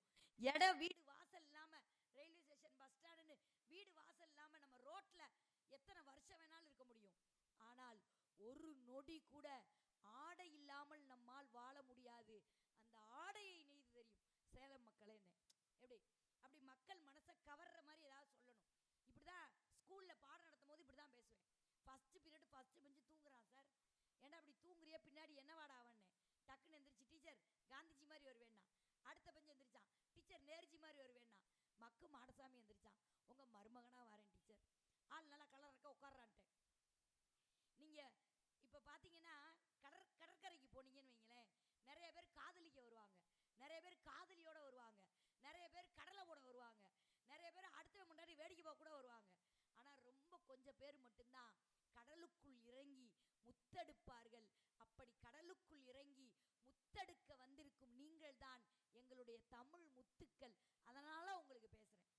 ஒரு வார்த்தையில் நம்ம பெரியவங்கெல்லாம் சொல்லுவாங்க, கந்த சஷ்டி கவசம் சொல்லு, நிறையா மந்திரம் சொல்லுன்னு. நான் உங்களுக்கு ஒரு சூட்சமம் சொல்லி கொடுத்துட்டு போகிறேன். நாளைக்கு இல்லை, இன்னைக்கு நைட்டே போய் உங்கள் பேர பிள்ளையோ உங்கள் பிள்ளையோ உங்கள் பையனோ பொண்ணோ 8 வயசு 9 வயசு 7 வயசு இருக்கிற பையனுக்கு காயத்ரி மந்திரம் சொல்லி கொடுங்க. ஓம் பூர் புவஸ்வ தஸ்மை ஸ்ரீவரேண்யம் பர்கோ தேவஸ்ய தீமகி தியோ யோனா பிரசோதயாத். டெய்லி காலையில் 5:30 மணிக்கு எந்திரிச்சு, மற்ற டைம்லாம் சொன்னால் காயத்ரி மந்திரம் பழிக்காது, அதுக்காக 5:30 மணிக்கு எந்திரிச்சு சொல்லிட்டு திருப்பி எருமை மாதிரி தூங்குவேன்னு தூங்கக்கூடாது. டெய்லி காலையில் 5:30 மணிக்கு எந்திரிச்சு இந்த காயத்ரி மந்திரத்தை 3 தடவை எந்த குழந்தை சொல்லுகிறதோ அந்த குழந்தை வாழ்க்கையில் வறுமை என்பதே இருக்காது. ஏதாவது ஒரு இடத்தை அந்த குழந்தை செல்வம் பிடிக்கும். இது யாருமே உங்களுக்கு சொல்லித்தராத சீக்ரெட். அதே மாதிரி இங்கே நிறைய பேர் வந்திருக்கீங்க, உங்களுக்கு யாருக்காவது சொந்த வீடு கட்டணும்னு ஆசை, சொந்த வீடு வேணும், ஆனால் நம்மக்கிட்ட சொந்த வீடு இல்லை. சொந்த வீடு எப்படியாவது கட்டணும், இந்த தாயின்னு மேலானவள் நமக்கு தருவாளா அப்படின்னு நீங்கள் கேள்வி கேட்டுக்கிட்டே இருப்பீங்க. உங்களுக்கு நான் ஒரு ட்ரிக்ஸ் சொல்லி கொடுத்துட்டு போகிறேன். யாரெல்லாம் வாடகை வீட்டில் இருக்கீங்களோ, என் ஃபோன் நம்பரு ஃபேஸ்புக்கில் இருக்குது, யூடியூப்பில் இருக்குது, இன்ஸ்டாகிராமில் இருக்குது. நீங்கள் என்னையை பார்த்து கேட்கலாம். இன்னைக்கிலேருந்து ஆரம்பிங்க. இன்றைக்கி ஏப்ரல் 5ஆம் தேதி. இன்னைக்கிலேருந்து நான் ஒரு 4 வரி மந்திரம் சொல்லி கொடுத்துட்டு போகிறேன். இந்த 4 வரி மந்திரத்தை டெய்லி 12 முறை சொல்லுங்கள். சும்மா வீட்டில் படுத்துக்கிட்டு சொல்லக்கூடாது. ஏதாவது ஒரு வேலை, ஏதாவது ஒரு உத்தியோகம், நீங்கள் கல் எடுத்து வைக்கிறவராக இருக்கலாம், மண் எடுத்து வைக்கிறவராக இருக்கலாம், இப்படி மைக் செட் போடுறவராக இருக்கலாம், இப்படி மேலே டியூப்லைட் ஏறி கட்டுறவராக இருக்கலாம், இப்படி கடை போட்டிருக்கவங்களா இருக்கலாம். யாராக இருந்தாலும் சரி, உங்களுக்கு ஒரு டெக்னிக் சொல்லிட்டு போகிறேன். நன்றுடையானை, தீயது இலானை, வெள்ளேறு ஒன்றுடையானை, உமையொரு பாகம் உடையானை, சென்றடையாத திருவுடையானை, சிராப்பள்ளி குன்றுடையானை சொல்ல என் உள்ளம் குளிருமே அப்படின்னு ஒரு பாட்டு இருக்குது திருமந்திரத்தில். இந்த பாட்டை நன்றுடையானே தீயது இல்லானேன்னு நம்ம சொல்ல சொல்ல டெய்லி 12 முறை சொன்னீங்கன்னா கண்டிப்பாக நீங்கள் ஒரு சொந்த வீடு கட்டலாம். அப்படி நீங்கள் சொந்த வீடு கட்டலைன்னா கேள்வி கேட்கலாம், நான் உங்களுக்கு பதில் சொல்வேன். நான் ஏன் இதெல்லாம் சொல்கிறேன் தெரியுமா? தமிழ் அழகான வார்த்தை உண்டுங்க, கெடுவான் கேடு நினைப்பான். ஏன் கெடுவான் கேடு நினைப்பான் வச்சான்? கெட்டு போயிடுவான் யாரு? அடுத்தவங்களுக்கு கேடு நினைக்கிறவன். தமிழில் எவ்வளவு அழகான வார்த்தை பாருங்க. இந்த மந்திரங்கள்லாம் ஏன் பெரியவங்க நமக்கு சொல்லியிருக்காங்க அப்படின்னா, இந்த மந்திரத்தெல்லாம் சொல்றதுனால நீங்க பெரிய ஆள் கிடையாது. எப்ப நீங்க இறைவனுடைய நல்ல நல்ல வார்த்தைகளை தயார் செய்து அதை முறைப்படி சொல்ல பழகிட்டீங்கன்னு வைங்களேன், இந்த அடுத்தவன் நாசமா போயிடுவான். அவன் விளங்க மாட்டான், என் வயிறு எரியிற மாதிரியே போயிடுவான். இந்த வார்த்தைகள் உங்கள் வாயிலிருந்து வருவதை நீங்கள் நிறுத்திவிட்டால் வாழ்க்கையில் நிச்சயம் நீங்கள் ஜெயிப்பீர்கள். அதுக்கு நான் ஒரு எடுத்துக்காட்டு சொல்கிறேன் பாருங்க. நிறைய பேர் வள்ளலாரை பற்றி படிச்சிருப்பீங்க, பட்டினத்தாரை பற்றி படிச்சிருப்பீங்க. பட்டினத்தாரோட பாட்டு பிறந்ததுலேருந்து கடைசி வரைக்கும் ஒரு பாட்டு இருக்குங்க, நீங்கள் கேட்டிருப்பீங்க. நான் அதை நிறைவில் சொல்கிறேன், ஏன்னா அந்த பாட்டையே நான் உட்காந்து 1 மாதம் மனப்பாடம் பண்ணேன். இந்த பாட்டை மனப்பாடம் பண்ணதில் என்ன அர்த்தம் கிடச்சிச்சு தெரியுமா? எவ்வளோ பெரிய அர்த்தம் கிடச்சி தெரியுமா? நாம் யாரையும் ஏமாற்றி ஜெயிக்கக்கூடாது. நாம் யாரையும் ஏமாற்றி ஜெயிக்கக்கூடாது. நம்மளை ஏமாத்தினவங்கள ஜெயிக்காமல் விடக்கூடாது. இதான் இந்த வார்த்தையோட பலன். இதில் இன்னும் போய் ஆழமாக ரொம்ப சிம்பிளாக சொல்லணும் அப்படின்னா, நாம் அடுத்தது என்ன செய்யலான்னு யோசிச்சா ஜெயிச்சிடலாம். நாம் அடுத்தது என்ன செய்யலான்னு யோசிச்சா ஜெயிச்சிடலாம். நாம் அடுத்தவனை என்ன செய்யலான்னு யோசித்தோம்னா தோற்று போயிடுவோம். இதுதான் ஜெயிப்புக்கும் வெற்றி, ஜெயிப்புக்கும் தோல்விக்கும் உள்ள வித்தியாசம். நீங்கள் ஜெயிக்கணும்னு நினச்சிங்கன்னா அடுத்தவனை என்ன செய்யணும்னு யோசிக்காதீங்க, அடுத்தது நாம் என்ன செய்யலான்னு யோசிங்க. இப்போ என்னையவே எடுத்துக்கோங்க. நான் வந்து ஒரு பணக்கார வீட்டில் பிறந்தவ. எங்கள் அப்பா என்ன மெட்ரிகுலேஷனில் படிக்க வச்சார். நான் படித்து டாக்டர் ஆகி எம்பிபிஎஸ் டாக்டர் ஆகி ஊசி போட்டு ஒரு 1000 பேரை கொள்ளுவேன்னு பார்த்தாரு. நான் டெய்லி பேசி 5000 பேரை கொண்டுக்கிட்டு இருக்கேன். எங்களுக்கு இந்த கூட்டம்லாம் ரொம்ப சின்ன கூட்டம். ஏன்னா ஒரு ஜோக் சொல்லி நிப்பாட்டினா அப்படி கை தட்டினா தான் அடுத்த பேச்சு வரும். ஆனால் எனக்கு அறிவு நிறையா இருக்குது. நீங்கள் ஜோக்கையும் ரசிக்கிறீங்க, நல்ல விஷயங்களையும் உள்வாங்குறீங்கன்ற தைரியத்தில் நான் பேசிக்கிட்டு இருக்கேன். அப்படி படிக்கும்போது 6ஆம் கிளாஸ் தாங்க படிக்கிறேன். என் புருஷன் 8ஆம் கிளாஸ் முன்னாடி உட்காந்துருந்தார். நான் காந்திஜியை பற்றி எங்கள் இங்கிலீஷ் மிஸ்ஸு 4 பக்கம் எழுதி கொடுத்துருக்காங்க. அப்படி கடகடன்னு மனப்பாடம் பண்ணி வந்து மடமடன்னு முன்னாடின்னு சொல்கிறேன். Gandhiji was born October 2nd. He was the father of the nation. He got freedom to our country. கடைசி பாயிண்ட் வர்றேன், காந்திஜி டைடு அப்படிங்கிறேன். என் புருஷன் முன்னாடி உட்காந்துக்கிட்டு, நான் 6ஆம் கிளாஸ், அவர் 8ஆம் கிளாஸா? சசிகலா பேசுறியா? பேசு நல்லா பேசுறேன்னாரு. கடைசி பாயிண்ட் மறந்து போச்சுங்க. காந்திஜி டைடுன்னு ஏர் சொல்லணும், வருஷம் சொல்லணும், மறந்து போச்சு. காந்திஜி டைடு அழுதுகிட்டே உள்ளே போயிட்டேன். அங்கே ஒரு அழகான நடுவர் நீதிபதி வந்தார். The first prize goes to சசிகலான்னு ஒரு சோப்பு டப்பா கொடுத்தாரு. அப்படி ஓடி போய் கருப்பு குஷ்பு மாதிரி அதை வாங்கிட்டு நின்னேன். இப்போ 50,000 வாங்குறேன் பேமெண்ட்டு. அப்படி வாங்கிட்டு நின்னல, அந்த நடுவர் சொன்னாங்க, எல்லா குழந்தைகளும் அன்னை தெரசா பற்றி பேசியது, காமராஜர் பற்றி பேசியது, ஆனால் காந்திஜி பற்றி பேசிய சசிகலா மட்டும்தான் காந்திஜி இறந்து விட்டார் என்பதை சொல்ல முடியாமல் தேம்பி அழுதது. நான் அப்போ தான் கண்டுபிடிச்சேன், அடடா இதுதான் பேசுகிற டெக்னிக்கு அப்படின்னு கண்டுபிடிச்சேன். சாதாரண குடும்பத்தில் பிறக்காமல் பணக்கார குடும்பத்தில் அந்த காலத்தில் எங்கள் அப்பா என்னை மெட்ரிகுலேஷனில் படிக்க வச்சார். அப்படி படிக்கும்போது +1லேயே மாமா பையன் பொண்ணு கேட்குறாங்கன்னு கட்டி கொடுத்துட்டாங்க. கட்டி கொடுத்துட்டு அது ஒரு உதவாக்கற. இது வீடியோவில் போட்டிருக்கீங்களா? வீட்டில் அப்புறம் சோத்தில் வசத்த வச்சுருவாங்க. ஆனால் எங்கள் வீட்டுக்காரர் மாதிரி ஒரு அருமையான மனுஷனை பார்க்கவே முடியாதுங்க. உள்ளே வரும்போதே சண்டையோடு தான் வருவார். அடியே, முருகனுக்கு 2 பொண்டாட்டி, பெருமாளுக்கு 2 பொண்டாட்டி, சிவனுக்கே 2 பொண்டாட்டி, எனக்கு இன்னொரு ஆப்ஷன் இருக்குடினாரு. நான் கேட்டேன், உனக்கு பாஞ்சாலியை தெரியுமாயா? பாஞ்சாலிக்கு 5 புருஷன், நமக்கு 4 ஆப்ஷன் இருக்குன்னு. அத்தோட விட்டு ஓடினவர் தான். வீட்டில் உட்காந்து ஜல்லிக்கட்டு பார்க்குறாருனாச்சு மாடு கூடயே பேசுகிறாரு. காலை புடி, வாழை புடி, ஆளை புடினாரு. நம்ம மண்டையில் போய் நறுக்குன்னு ஒரு கொட்டி இங்கே உட்காந்து பேசுறதுக்கு மைதானத்தில் போய் ஒரு மல்லுக்கட்டு கட்டலாம்லன்னு. அதுக்கு என்னப்பா சொல்கிறாரு, கட்டின மாட்டே அடக்க முடியல, கட்டாத மாட்டை போய் அடக்க சொல்கிறா. எப்படிப்பட்ட ஆள் கூட குடும்பம் நடத்துகிறேன் பாருங்க. ரொம்ப கஷ்டங்க, ரொம்ப வறுமைங்க. அப்போ கொஞ்சம் கொஞ்சமாக பட்டிமன்றம் பேச முயற்சி பண்ணிக்கிட்டு இருக்கேன். ஒருத்தவங்கள்ட்ட போய் வாய்ப்பு கேட்டு நிற்கிறேன். அப்போ ரொம்ப எங்கள் வீட்டுக்காரரு எல்லா நகையும், எங்கள் வீட்டில் வந்து 30 பவுன் நகை போட்டு விட்டாங்க. எல்லா நகையும் அடித்து உடைச்சி வாங்கிட்டு போயிட்டாரு. ஒரு நகையும் கிடையாது. கடைசியாக காதில் கம்மல் தான் கிடந்துச்சு. நான் 6 மாதமாக எங்கள் அம்மா வீட்டுக்கே போகலைங்க. போனால் எங்கள் அம்மா கண்டுபிடிச்சிருவாங்க, கம்மல் எங்கன்னு கேட்பாங்க, செயின் எல்லாம் எங்கன்னு கேட்பாங்கன்னு போல. எங்கள் அம்மா அப்போல்லாம் இவ்வளோ ஃபோன் கிடையாது, இப்படி ஒரு இந்த ஃபோன் தான் இருக்கும். நம்ம வீட்டில் இருந்தால் தான் அடிக்கும். எங்கள் அப்பா அப்பா வீட்டில் ஃபோன் இருக்கு, அந்த ஃபோன் எங்கள் வீட்டில் கிடையாது. எங்கள் அம்மா கிளம்பி வந்துட்டாங்க. வர்றாங்க, இவருக்கு எனக்கும் பெரிய சண்டை. அடித்து காதுலேருந்து ரத்தம் வருதுங்க. நான் அழுதுகிட்டே இருக்கேன். எங்கள் அம்மா வந்தவுடனே என்னடி காதுலேருந்து இப்படி ரத்தம் வருதுன்னு கேட்கல. அடி பாதகத்தி 35 ஃபோன் போட்டு விட்டே மூலியாக இருக்கே அப்படின்னாங்க எங்கள் அம்மா. நான் எங்கள் அம்மாவை பார்த்து ஒரு வார்த்தை நம்பிக்கையோடு சொன்னேன், அம்மா நான் மூலியாக இருந்தாலும் தாலியோடு இருக்கேம்மா, தைரியமாக இருமா, குடும்பத்தை காப்பாற்றிடுவேம்மாண்ணா. இன்னைக்கு வரைக்கும் காப்பாற்றிருக்கேன்னா நான் கற்ற கல்வி தாங்க என்னை காக்க வச்சிச்சு. பிள்ளைகளை நிறைய படிக்க சொல்லுங்க. புத்தகம் தாங்க பெரிய வரம். வாழ்க்கையில் பெரிய வரம் என்ன? அம்மாவா அப்பாவா? அம்மா அப்பா இல்லைனா கூட கல்வி இருந்தால் நம்ம மேலே வந்துடலாம். புத்தகங்களை நீங்கள் மேலிருந்து கீழாக படித்து கொண்டே வந்தால் உங்களுடைய வாழ்க்கை கீழிருந்து மேலாக வரும். புத்தகங்களை நீங்கள் தலை கவிழ்ந்து படித்தால் புத்தகங்கள் உங்களை வாழ்க்கையில் தலை நிமிர்ந்து இருக்க செய்யும். புத்தகங்களை நீங்கள் சத்தமில்லாமல் படித்தால் புத்தகங்கள் உங்கள் வாழ்க்கையை சத்தம் போட்டு இந்த ஊருக்கு சொல்லும்னா புத்தகத்துக்கு அவ்வளோ மதிப்பு இருக்குங்க. இப்போ ஈரான் இஸ்ரேல் போர் நடக்குதுல, இந்த ஈரானில் நடந்த ஒரு சம்பவம், ஒரு பெரிய புத்தக கண்காட்சி. அதில் ஒரு 1,00,000 புத்தகம் வச்சுருக்காங்க. அந்த 1,00,000 புத்தகத்தை வச்சிருக்கிற ஓனரு ஷாப்பை மூடலை, கடையை மூடலை, வெளியில் படுத்து தூங்குறாரு.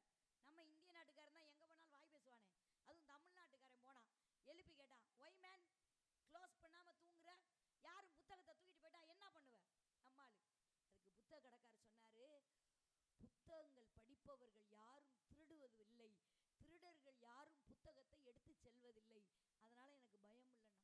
அப்போ இந்த புத்தகங்கள் பார்க்க போனால் வெறும் காகிதம், தொட்டுப்பார், அதுதான் நம் வாழ்க்கையின் ஆயுதம் என்று சொன்னால் பிள்ளைகளுக்கு படிக்க சொல்லிக் கொடுங்க. நான் இந்த ஈரான் போகிற ஜாலியாக ஒரு மாமியார் டைப்பில் சொல்கிறேன் பாருங்க. இப்போ நான் தான் புருஷன், இவர் தான் பொண்டாட்டி. என்ன சார் கொஞ்ச நேரத்துக்கு இப்போ நான் இவரை சப்புன்னு அடிக்கலாம், பக்கத்தில் இருக்காரு. இப்போ இவர் நினச்சா என்னை சப்புன்னு அடிக்கலாம். கேமராமேன் அங்கே இருக்காரு, கேமராமேனை நான் அடிக்க முடியுமா? கேமராமேனுக்கான மைக் செட்டுக்காரர் எடுத்துக்கிடுவோம். இங்கேருந்து மைக் செட்டுக்காரரை நான் அடிக்க முடியுமா? எட்டாது. மைக் செட்டுக்காரர் என்னையா அறுத்து கொள்றா நாய் அப்படின்னு ஒரு அடி அடிக்க நினச்சா அடிக்க முடியுமா? அடிக்க முடியாது, ஏன்னா எட்டாது. இப்போ இதுதான் அமெரிக்கா, இதுதான் ஈரான், இதுதான் இஸ்ரேல். அமெரிக்காவுக்கு ஈரான் அடிக்கணும்னு ஆசை, ஆனால் அடிக்க முடியாது. என்ன பண்ணுது? இஸ்ரேலில் தன்னுடைய தாக்குதலெல்லாம் வச்சு ஈரானை தாக்குது. ஈரான் பொறுத்து பார்த்துட்டு முடியாமல் அமெரிக்காவை அடிக்க முடியாது, திருப்பி இஸ்ரேல் அடிக்குது. நீங்கள் பாருங்க, நாங்கள் 2 பேரும் தான் அடிச்சுட்டு கிடக்கோம். ட்ரம்ப்போட ஈகோ பிரச்சனை, அதான் மாமியா அங்கே இருக்கு பார்த்தீங்களா, அதான் மாமியாவால் நல்லா கவனிங்க, மகனை அடிக்க முடியாது, மருமகளே அடிக்க முடியாது. அதனால என்ன பண்ணுது? அது மகனை தூண்டி விட்டு அடிக்க விடுது. புரியுதா உங்களுக்கு? சிம்பிளாக சொல்லிட்டேன்னா, இப்போ இவங்க எல்லாம் அடிச்சுட்டு கிடக்கிறது ட்ரம்ப்போட ஈகோ காண்டி. ஏன் ட்ரம்ப்புக்கு ஈகோனா அதுலேயும் விஷயம் இருக்குது. நீங்கள்லாம் நம்மெல்லாம் $1 கொடுத்தோம்னா ஸ்ரீலங்காவில் $3 கொடுப்பான். ஆனால் $1 அமெரிக்கா கொடுத்தா நாம் 95 ரூபா கொடுக்கணும், அதுக்கு ஈக்குவல். நம்ம எவ்வளவு பொருளாதார நிலையில் கீழே இருக்கோம் பாருங்க. ஆனால் ஈரான் 17 ரூபா தான் கொடுக்கணும்.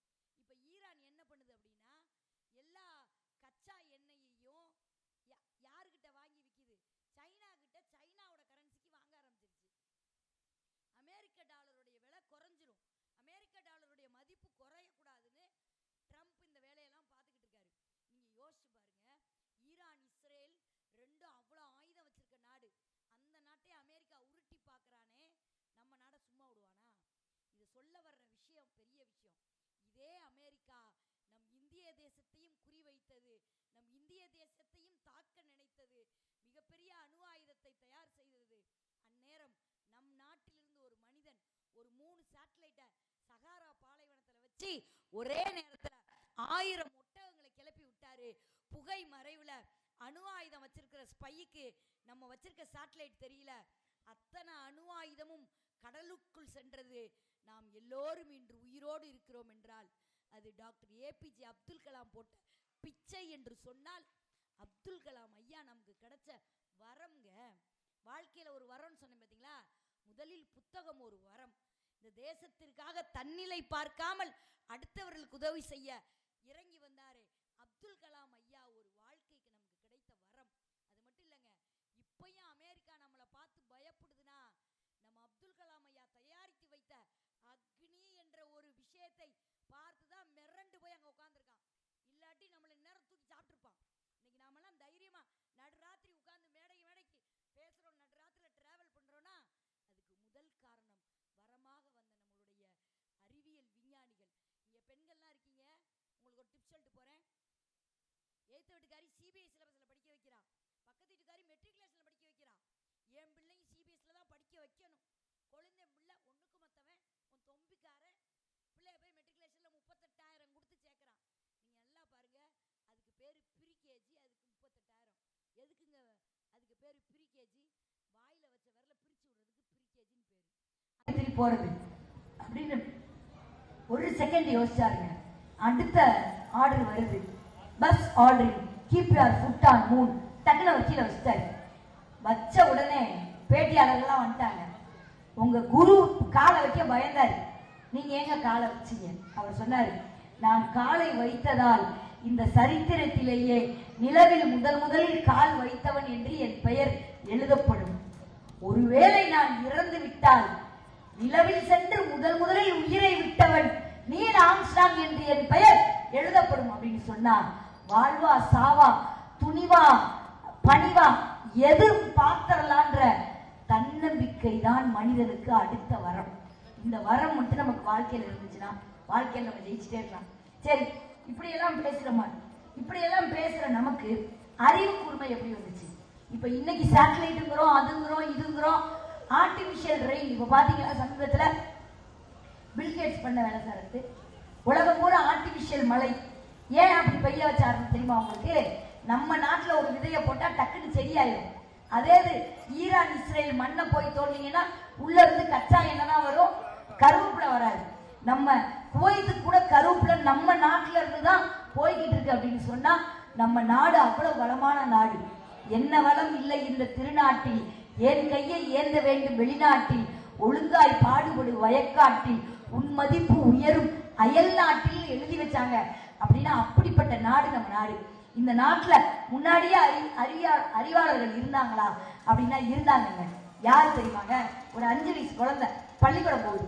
உடனே வாத்தியார் பாடம் நடத்துறாரு. ஓதாமல் ஒரு நாளும் இருக்க வேண்டாம், ஒருவரையும் பொல்லாங்கு சொல்ல வேண்டாம்.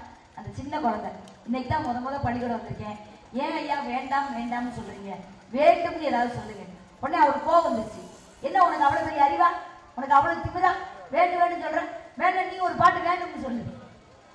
அன்னைக்கு தான் இவ்வளவு நாள் படிச்சவங்க பேசுறது வேற விஷயம். ஒரு 5 வயசு குழந்தை முத நாள் பள்ளிக்கூடம் போற அன்னைக்கு ஒரு பாட்டு பாடுதுங்க. நீருண்டு பொழிகின்ற காருண்டு விளைகின்ற நிலமுண்டு பலனுண்டு நிதியுண்டு துதியுண்டு மதியுண்டு நதி கொண்ட நெறியுண்டு நிலையுண்டு ஊருண்டு பேருண்டு மணியுண்டு பணியுண்டு உடையுண்டு கொடையும் உண்டு உண்டு உண்டு மகிழவே உணவுண்டு சாந்தம் ஒரு முளமுண்டு தேருண்டு கரியுண்டு பதியுண்டு மற்றுள்ள செல்வங்கள் யாவும் தேனுண்டு வண்டுற கடம்படி மின்பத தியானம் உண்டாகின அரசே தார்கொண்ட சென்னையில் கந்த கோட்டத்து தடமோங்கும் கந்தவடி வேலை துன்முகத்து உய்யமணி உன்முகத்து சைவமணி சண்முக தெய்வமணியே முடிச்சு. இவ்வளவு கஷ்டப்பட்டு சொல்லிக்க ஒரு கை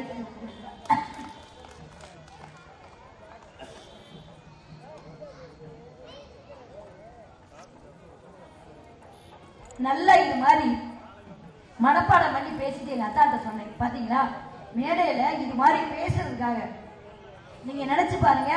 நானே எனக்கு ஒரு வரங்க, நான் படிச்சதெல்லாம் மெட்ரிகுலேஷன் தமிழ் மீடியமே படிக்கல. ஆனா இன்னைக்கு சொற்பொழிவுக்காக மகாபாரதம், பெரிய புராணம், கம்பராமாயணம் எல்லாத்துலயும் பாட்டு எடுத்து மனப்பாடம் பண்ணிட்டு வந்து மேடையில சொல்றேன்னா நானே எனக்கு ஒரு வரம். அப்படி நீங்க எல்லாருமே உங்களுக்கு தன்னம்பிக்கை கொடுத்து ஒரு வரமா நினைக்கணும். இவ்வளவு மனப்பாடமா சொல்றேன் பாத்தீங்களாங்க, எனக்கு எவ்வளவு அறிவு இருக்கு அப்படின்னு. அதுக்கு என் புருஷன் சொன்னாரு, எங்க அம்மா கல்யாணத்தன்னைக்கே சொன்னாங்கடி, யானைக்கு ஞாபக சக்தி அதிகமா, நீ யானை ஒண்ணுதான்ட்டாரு. இப்படிலாம் நிறைய வாழ்க்கையில அடிபட்டாலும் வாழ்க்கையை பத்தி எதை பத்தி கவலைப்படாம சந்தோஷமா போகணும். இப்ப நீங்க எல்லாம் இங்க வந்திருக்கீங்க நிகழ்ச்சிக்கு, நீங்க என்ன நினைக்கிறீங்க? நம்ம ஊர்ல பொங்கல், நம்ம எல்லாம் ட்ரெஸ் பண்ணி ஹைஃபையா வந்திருக்கோம், நம்மளை விட்டா யாரும் இல்லை, நம்மளுக்கு அவ்வளவு பணம் இருக்கு, வசதி இருக்கு அப்படின்னு நீங்க நினைக்கிறீங்க. நல்லா ஒண்ணு தெரிஞ்சுக்கங்க, நாம அந்த தாய் வான்னு உயிர் பிச்சை கொடுத்தா தான் நாம வர முடியும். இந்த தேர் இங்க நிக்குது, ஏன் தேர் திருவிழா எடுக்கிறாங்க? நல்ல ஹெல்த்தியா இருக்கிறவங்க எல்லாம் சாமியை பார்க்க வந்துருவோம். உட முடியாதவங்க வயசானவங்க திண்ணையில படுத்திருப்பாங்க. அப்ப சாமி சொல்லுமா, நீ திண்ணையிலே படுத்துரு, நான் வந்து உன்னை பாக்குறேன் அப்படின்னு சொன்னா அதுதான் பெரிய மருத்துவம். எல்லா தெய்வத்தை விட மாரியாத்தா ரொம்ப ஸ்பெஷல். ஏன் தெரியுமாங்க? மாரியம்மன் கோயிலுக்கு போனீங்கன்னா தான் ஒரு எலுமிச்சம்பழம் கொடுப்பாங்க, காளியம்மன் கோயிலுக்கு போனீங்கன்னாலும் ஒரு எலுமிச்சம்பழம் கொடுப்பாங்க. ஏன் தெரியுமா? நிறைய பேர் வாங்கிட்டு வந்து அதை கொண்டு வந்து கல்லாப்பட்டி அதுக்குன்னு போட்டு வச்சிருவோம். ஆனா அதை அப்படி போடக்கூடாதுங்க. அந்த எலுமிச்சம்பழத்தை நாளா கட் பண்ணி வீட்டுல இருக்கிற ஒவ்வொருத்தரும் ஒரு சொட்டு எலுமிச்சம்பழம் நம்ம குடிச்சோம்னா அது நம்ம உடம்புக்கு ஆரோக்கியமும், மிகப்பெரிய உடம்புல இருக்கக்கூடிய ஹார்ட் அட்டாக்ன்ற மிகப்பெரிய பிரச்சனைக்கு எதிர்வினை செய்யக்கூடியது எது என்று கேட்டால், நான் மாரித்தாய்கிட்ட வாங்குற எலுமிச்சம்பழம்னா இந்த நல்ல செய்திகளை உங்கள் பிள்ளைகளிடம் கொண்டு போய் சொல்லி சேர்க்கணும். அதுதான் நம்மளுடைய வேலை. இப்ப எல்லாமே விதிப்படி தானங்க நடக்குது. இன்னைக்கு நம்ம இவ்வளவு நல்லா இருக்கிறோம், திடீர்னு நாளைக்கு நம்ம செத்து போவோம்னா நம்ம கையிலயா இருக்கு? நம்ம கையில இல்ல. யமதர்மராஜா கூப்பிட்டா போயிட்டு தானே இருக்கணும். ஆனா சிலர் விதியை வென்றவங்களும் இருப்பாங்க. ஒரு இந்திராணினா இந்திரனுக்கு மனைவி ஒரு கிளி வளர்த்தாங்க. அந்த கிளி பாத்தீங்கன்னா காயத்ரி மந்திரம் சொல்லும், திருவாசகம் சொல்லும், திருமந்திரம் சொல்லும், சொல்றதெல்லாம் வேற திருப்பி சொல்லும். அவ்வளவு அழகான மந்திர கிளி.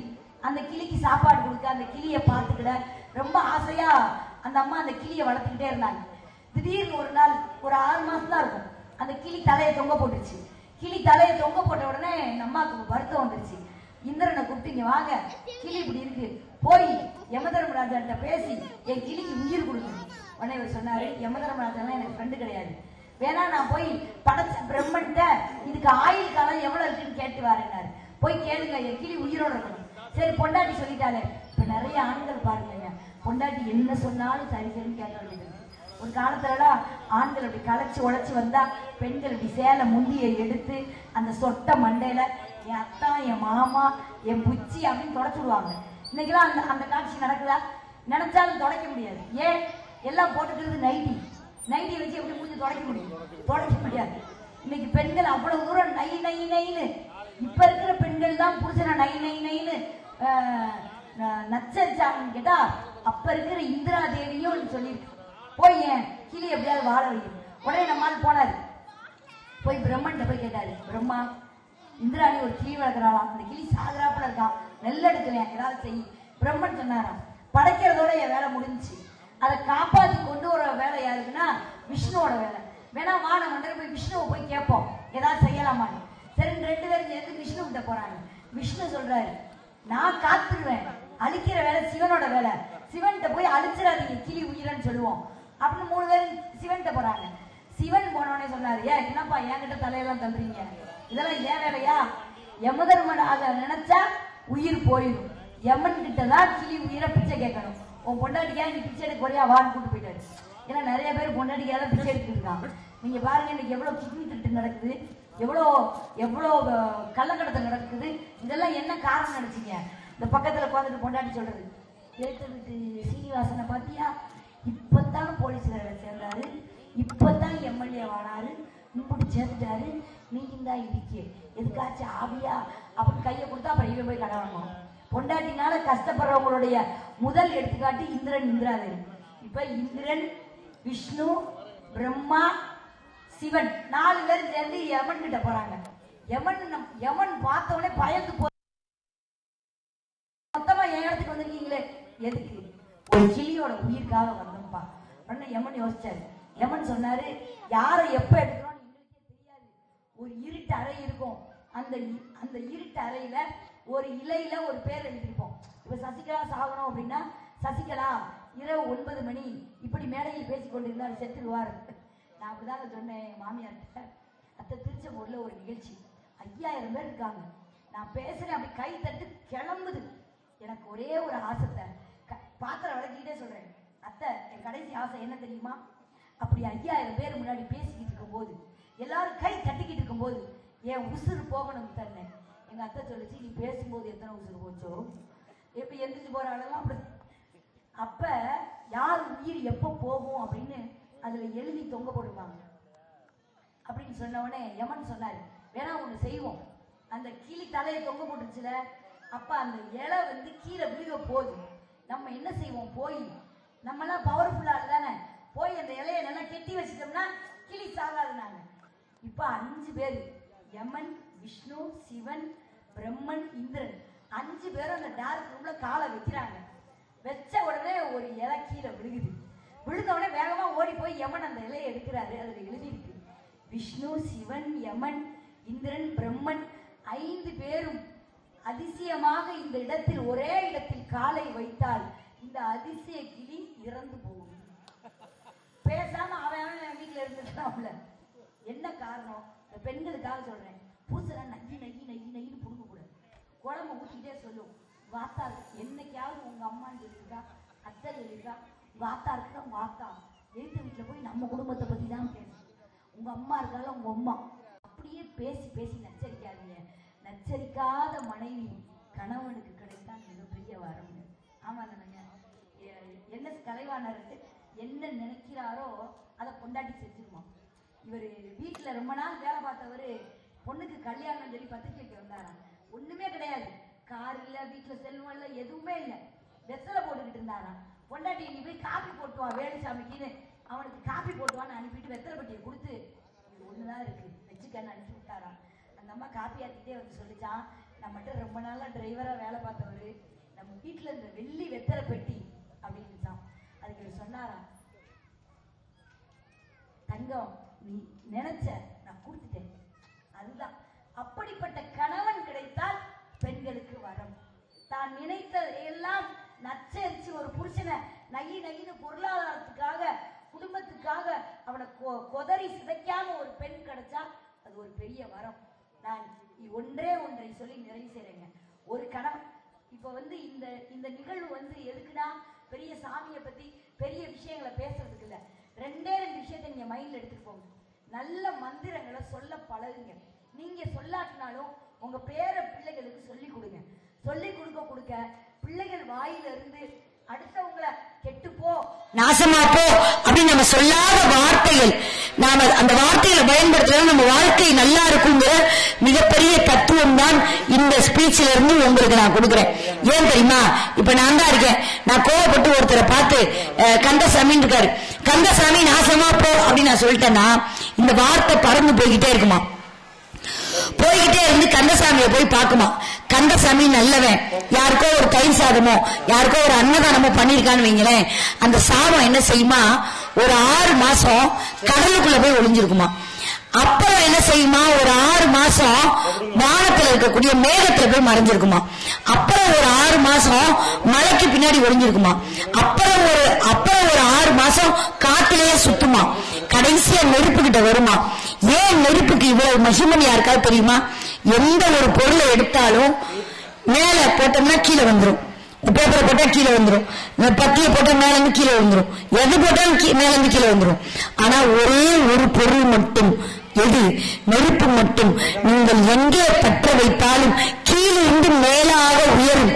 அதனால்தான் திருமண வீடுகளில் குத்துவிளக்குகளை ஏற்றி வைத்து இப்போது கீழே இருக்கக்கூடிய இந்த தங்கையர் வாழ்க்கையிலே பொருளாதாரத்திலும் நல்ல பண்பாடுகளிலும் கீழிருந்து மேலாக உயர்ந்து உயர்ந்து வர வேண்டும் என்பதற்காகத்தான் நெருப்பு பற்ற வச்சு ஏற்றுறாங்க. அப்படிப்பட்ட நெருப்பு தான் உண்மை சொல்லுமா. என்ன சொல்லுமா? எங்கிருந்து வந்தாய்? சசிகலாவின் வாயில் இருந்து வந்தேன். யாருக்காக வந்தாய்? கந்தசாமிக்காக வந்தேன். போய் பார்த்தாயா? பார்த்தேன். கந்தசாமி நல்லவன். அப்படி என்றால் நீ சாபமே மீண்டும் சசிகலாவுக்கே போனி எனக்கே வந்துருமாங்க. அதனாலதான் நாம நல்ல வார்த்தைகளை பேசுவது மிகப்பெரிய வரம்.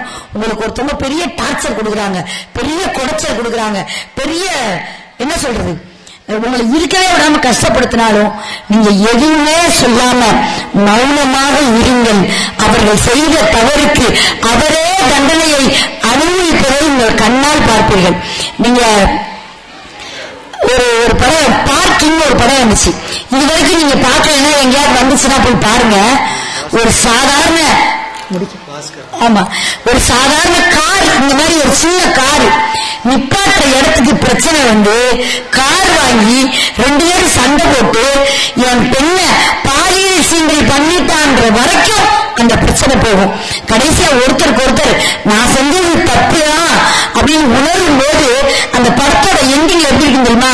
நமக்கே ஒரு சின்ன வரும். இந்த பக்கத்து வீட்டுக்காரி குப்பையை போட்டுக்கிட்டே இருந்தான், அந்த நாய் கூட சண்டை போட்டுக்கிட்டே இருந்தோம். சண்டை போடாம இருந்தா அவளே குப்பையை எழுதிட்டு போயிருப்பான் இல்லையா? இந்த சண்டை நம்ம நினைக்கிறோம் சாதாரணமா. கோவிந்தம்மாவுக்கும் முனியம்மாவுக்கும் சண்டை நடக்குது, நடந்தா என்ன நம்ம வேடிக்கை பார்ப்போம், அப்படி நினைக்காதீங்க. கோவிந்தம்மாளுக்கும் குப்பையம்மாவுக்கும் சண்டை நடந்த சண்டை தான் இன்னைக்கு இஸ்ரேலுக்கும் ஈரானுக்கும் அமெரிக்கா நடத்தி வச்சுக்கிட்டு இருக்கு.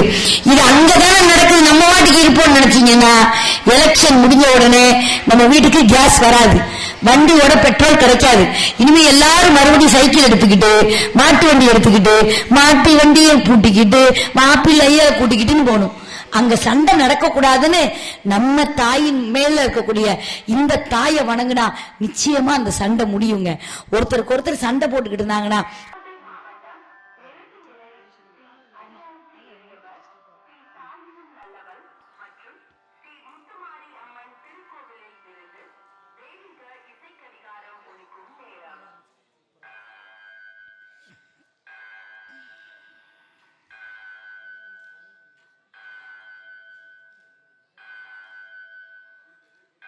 கேட்குறேன். ஒரு பாட்டுங்க, ரொம்ப அருமையான பாட்டு, பட்டினத்தார் பாடினது. அதை 2 நிமிஷம்தான். அப்படி நீங்கள் காது கொடுத்துக்கிட்டே இருந்தீங்கன்னா ஒரு குழந்தை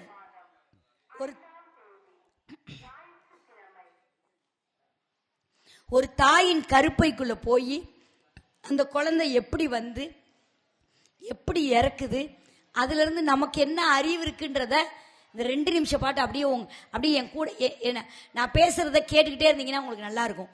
ஏன்னா எங்கேயுமே உங்க பாட்டியோ தாத்தாவோ உட்கார்ந்து இவ்வளவு அழகா கதையை சொல்லியிருக்க மாட்டாங்க. நான் அவ்வளவு அழகா இந்த கதையை சொல்றேன். ஒரு மட மாதும் ஒருவனுமாகி இன்ப சுகம் தரும் அன்பினில் பொருந்தி உணர்வு கலங்கி ஒழுகிய விந்து ஊறு சுரூணித மீது கலந்து பனியில் ஒரு பாதி சிறு துளை மாது பண்டியில் வந்து புகுந்து திரண்டு பதுவர் அரம்பு கடம்பு இதுவென்று பார்வை மெய் செவி வாய் கால் கைகள் என உருவமுமாகி உயிர் வளர் மாதம் 9 ஒன்றும் சேர்ந்த மடந்தை உதரம் அகன்று புவியில் விழுந்து யோகமும் வாரமும் 4 அறிந்து ஒளிநகை ஊரில் இதழ் மடவாரும் கொஞ்சி உவந்து முகந்திட வந்து தவழ்ந்து மடியிலிருந்து மழலை மொழிந்து வா இரு போ என நாமம் கிட நாமம் அடங்க உடைமணி ஆடை அரைவடம் ஆட உண்பவர் தின்பவர் தங்களோடுண்டு தெருவினில் இருந்து புழுதி அலைந்து தேடிய பாலரோடு ஓடி நடந்து 5 வயதாகி விளையாடியே உயர்தரு கல்வி குரு ஞான உபதேசம் முத்தமிழும் கல்வியும் கரை கண்டு வளர்பிற என்று பலரும் விளம்ப வாழ் பிராயம் 16 வந்து மதன சொரூபன் இவனென மோக மங்கையர் கண்டு மறந்து திரண்டு வரிவிழி குண்டு சூழியும் எரிந்து மாமையில் போல் அவர் போவது கண்டு மனது பொறாமல் அவர் பிறகோடி தேடிய மாமுதல் சேர வழங்கி வளமையுமாறி இளமையுமாறி வன்பல் விழுந்து கண்கள் இருண்டு வயது முதிர்ந்து வாத விரோத குரோதம் அடைந்து செங்கையில் ஓர் தடியுமாகி வருவதும் போவதும் ஒருமுது கூணும் மந்தி எனும்படி குந்தி நடந்து செவித்துமிர் வந்து வாயறியாமல் விடாமல் முழிந்து கலகலவென்று மலஜலம் வந்து கால்வெளி மேல்வெளி சார நடந்து கடன்முறை பேசும் என உரை நாவும் உறங்கி விழுந்திட கைகொண்டு மொழிந்து கஞ்சி ஒளிகிட கடைவெளி கஞ்சி ஒளிகிட வந்து பூதமும் 4 சுவாசமும் நின்று நெஞ்சு தடுமாறி வரும் நேரமே மாமலை போல் யமதூதர்கள் வந்து உயிர்கொடு போக மனைவி விழுந்து மடியினில் புலம்ப வந்தில மைந்தர் குனிந்து அழ நொந்து வரிசை கெடாமல் எடுமென ஓடி இளம் மைந்தர் வந்து சுமந்து கடகி நடுந்து விறகிடை மூடி அடிக்கொள்ளல் போட வெந்து விழுந்து முறிந்த நினங்கள் உருகி எலும்பு கருகி ஒரு பிடி சாம்பலும் இல்லாத உடம்பை நம்பும் அடியேனை இனி வாழுத்துமே. எவ்வளவு பண்றோம், உடம்புக்கு பூஸ்ட் அது இதுன்னு போட்டு நான் பெரிய ஆள் அப்படிங்கிறோம். ஆனா நாம நினைக்காத நேரத்துல இவ்வளவும் அடங்கி ஒரு பிடி சாம்பலா போயிரும்னு சொல்லி கொடுத்தது யார் என்று கேட்டால் பட்டினத்தார். ஒரு அம்மா அப்பா, அந்த அப்பாவுக்கு சின்ன பையன் 5 வயசு பையன், அப்பா இறந்துடுறாரு. அம்மா இட்லி கடை வச்சு அந்த பையனை வளர்க்குறாங்க. ஒரு வீட்டில் வேலை செஞ்சு இந்த பையனை படிக்க வச்சு பெரிய ஆளாக்கிடுறாங்க. பெரிய ஆளாகி அவனு பணக்காரனாகி அவனுக்கு ஒரு பொண்ணு வந்துருது, 2 குழந்தை இருக்குங்க. அப்போ மாமியா மருமக சண்டை வந்துருச்சு. அந்த மருமக சொல்றா, ஒன்று உங்க அம்மா இருக்கணும், இல்லாட்டி நான் இருக்கணும்னு. இவன் எவ்வளவோ சமாளிச்சு பார்க்கறான், முடியல. ஒரு நாள் அந்த அம்மாவுக்கு மனநோய் வந்துருச்சு, எல்லாத்தையும் மறந்துடுறாங்க. ஒரு நாள் நடு வீட்டில் ஒணுக்கு இருந்துட்டாங்கங்க. இந்த மாதிரி இப்படி சிறுநீர் கழிச்சிட்டாங்கன்னு அந்த அம்மாவை கொண்டு போய் எங்கேயாவது விட்டுட்டு வான்னு பொண்டாட்டி வயிறா. ஒரு பையில துணியை வச்சுக்கிட்டு அம்மாவையும் கூட்டிட்டு போய் காசி படிக்கட்டில் உட்கார வச்சுட்டு, இருமான உனக்கு சாப்பாடு வாங்கிட்டு வந்துடுறேன்னு சொல்லிட்டு போனவன் ட்ரெயின் ஏறி வீட்டுக்கு போயிடுறாங்க. ஒரு 8 வருஷம் கழிச்சு அவங்க வீட்டுக்கு ஒரு தபால் வருது. பின்னாடி ஹிந்தியில் எழுதியிருக்கு, முன்னாடி தமிழ்ல எழுதியிருக்கு. எடுத்து பார்த்தா அதுல எழுதியிருக்கு, அன்பு மகனே, என்னை நீ அப்படியே காசி படிக்கட்டில் விட்டு விட்டு வந்து விட்டாய். என்ன செய்வதென்று தெரியாமல் அழுது கொண்டிருந்தேன். ஒரு வயதான தாத்தா எனக்கு சாம்பார் வைக்க சொன்னார். சாம்பார் வைத்து கொடுத்தவுன்னு என் சாம்பார் பிடித்து போய் எனக்கு ஒரு இட்லி கடை காசியில் வைத்து கொடுத்தார். நான் அந்த இட்லி கடையை வைத்து நிறைய சம்பாதித்து விட்டேன். இந்த கடிதத்தோடு 50,000 செக் எழுதி வைத்திருக்கிறேன். அந்த செக் உனக்கு கிடையாது, என்னுடைய பேர பிள்ளைகளுக்கு. ஏன் தெரியுமா? பிள்ளைகள் இன்பம், பேர பிள்ளைகள் பேரின்பம். நான் இங்கு காசியில் சௌக்கியமாக இருக்கிறேன். நீ மறுபடி மனது மாறி என்னை இங்கே அழைக்க வந்தால் நான் வரமாட்டேன். ஆனால் உன் தாய் கொடுமைக்காரி அல்ல. உன் மகன் இனிமேல் உனக்கு வயதான பிறகு உன்னை வெறுத்து கொண்டு வந்து இங்கு காசியில் விட்டு விட்டு போய்விடுவான். அதனால் இந்த இட்லி கடையை உன் பெயரில் வைத்திருக்கிறேன். 70 வயது ஆனாலும் கூட நீ இட்லி கடை வைத்து பிழைத்துக் கொள்ளலாம் மகனேன்னு எழுதியிருந்தான் லெட்டர். இது உண்மையிலே நடந்தது, கதை இல்லை, உண்மையிலே நடந்தது.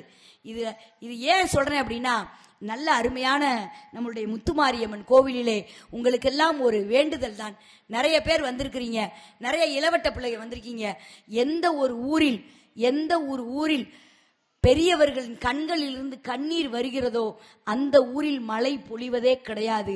உங்கள் தாய் தகப்பன் கண்களிலிருந்து ஒரு சொட்டு கண்ணீர் வராமல் காத்தால் அதுதான் இந்த உலகத்தின் மிகப்பெரிய வரம். அந்த வரத்தை தாண்டி எந்த வரமும் கிடையாது. நீங்க கோயிலுக்கு கும்பாபிஷேகம் கட்டிங்கன்னா உங்களுக்கு சொர்க்கம் கிடைக்குமா? இல்ல பெரிய பஸ் ஃப்ரீயா வாங்கி விட்டீங்கன்னா சொர்க்கம் கிடைக்குமா? இல்ல உங்க பிள்ளைகளெல்லாம் படிக்க வச்சீங்கன்னா சொர்க்கம் கிடைக்குமா? நிறைய அன்னதானம் பண்ணீங்கன்னா சொர்க்கம் கிடைக்குமா? இல்லைங்க. பெத்த தாயின் கண்களிலிருந்து ஒரு சொட்டு கண்ணீர் வராமல் எவன் காக்கிறானோ அவனுக்குத்தான் சொர்க்கம் காத்திருக்கிறது. அதுதான் இந்த உலகத்தின் மிகப்பெரிய வரம் என்று சொல்லி நல்ல வாய்ப்பு கொடுத்த அத்தனை நல்ல உள்ளங்களுக்கும் நன்றி கூறி எங்களை அறிமுகம் செய்து வைத்த சரவணன் அவருக்கு இன்னைக்கு விஜய் டிவியில பட்டிமன்ற ஷூட்டு. அவருடைய பட்டிமன்றமும் அவருடைய வாழ்வும் செழிக்க வேண்டும் என்று வாழ்த்தி எங்களுக்கு நல்ல வாய்ப்பை தந்த எங்களுடைய அன்பு சகோதரர் தங்கதுரை அண்ணாவுக்கு வணங்கி, இவ்வளவு நேரம் இந்த சிறியவளின் பேச்சையும் கேட்டிருக்கக்கூடிய நீங்கள் 16 செல்வங்கள் பெற்று பெருவாழ் வாழ வேண்டும் என்று வாழ்த்தி. 16 செல்வம்னா என்னங்க? 16 பிள்ளையை பெற்றா பிளாட்ஃபார்முக்கு தான் போகணும். 16 செல்வம் அது கிடையாது. கல்வி, அறிவு, அழகு, ஆயுள், ஆற்றல், இளமை, பெருமை, துணிவு, பொன், புகழ், பொருள், நன்மக்கள், நல்லொழுக்கம், முயற்சி, வெற்றி என்ற 16 செல்வங்கள் நீங்கள் பெற்று பெருவாழ் வாழ வேண்டும் என்று வேண்டி விடைபெறுகிறோம். நன்றி, வணக்கம், ஜெய்ஹிந்த். ஹலோ. உண்மையாலுமே இந்த புதுக்கோட்டை மாவட்டம் திருமயம் தாலுகா மிரட்டநிலை கிராமத்தில் அடியாருக்கு எளியவர் தாயினும் தூயவள் ஆலயத்தில், முத்துமாரியம்மன் ஆலயத்தில் நடந்த இந்த சொற்பொழிவு அரசு அலுவலர்களால் 40 ஆண்டு காலம் தொடர்ந்து நடத்தக்கூடிய இந்த நிகழ்விற்கு இந்த ஒரு நவீன யுகத்திலும் இந்த சொற்பொழிவு வைத்த அந்த அரசு அலுவலர் சங்கத்துக்கு நல்ல ஒரு கைத்தட்டல் கொடுங்க. எங்கள் மரியாதைக்குரிய புதுக்கோட்டை மக்கள் நாயகன் சரவணன் அவர்கள் தலைமையில் இயங்கக்கூடிய இந்த எங்கள் இலக்கிய கலைக்குழு சார்பாக அரசு அலுவலர்கள் சங்கம் நடத்தக்கூடிய இந்த நிகழ்ச்சிக்கு வாய்ப்பளித்த ஊர் பொதுமக்கள் உள்ளிட்ட அனைவருக்கும் நன்றி கூறி விடைபெறுகிறோம். நன்றி, வணக்கம். விஜய் டிவி புகழ் சசிகலா அவர்களுக்கு நம்முடைய அரசு அலுவலர்கள் சார்பாக பொன்னாடை போர்த்தி சிறப்பு செய்யப்படுகிறது.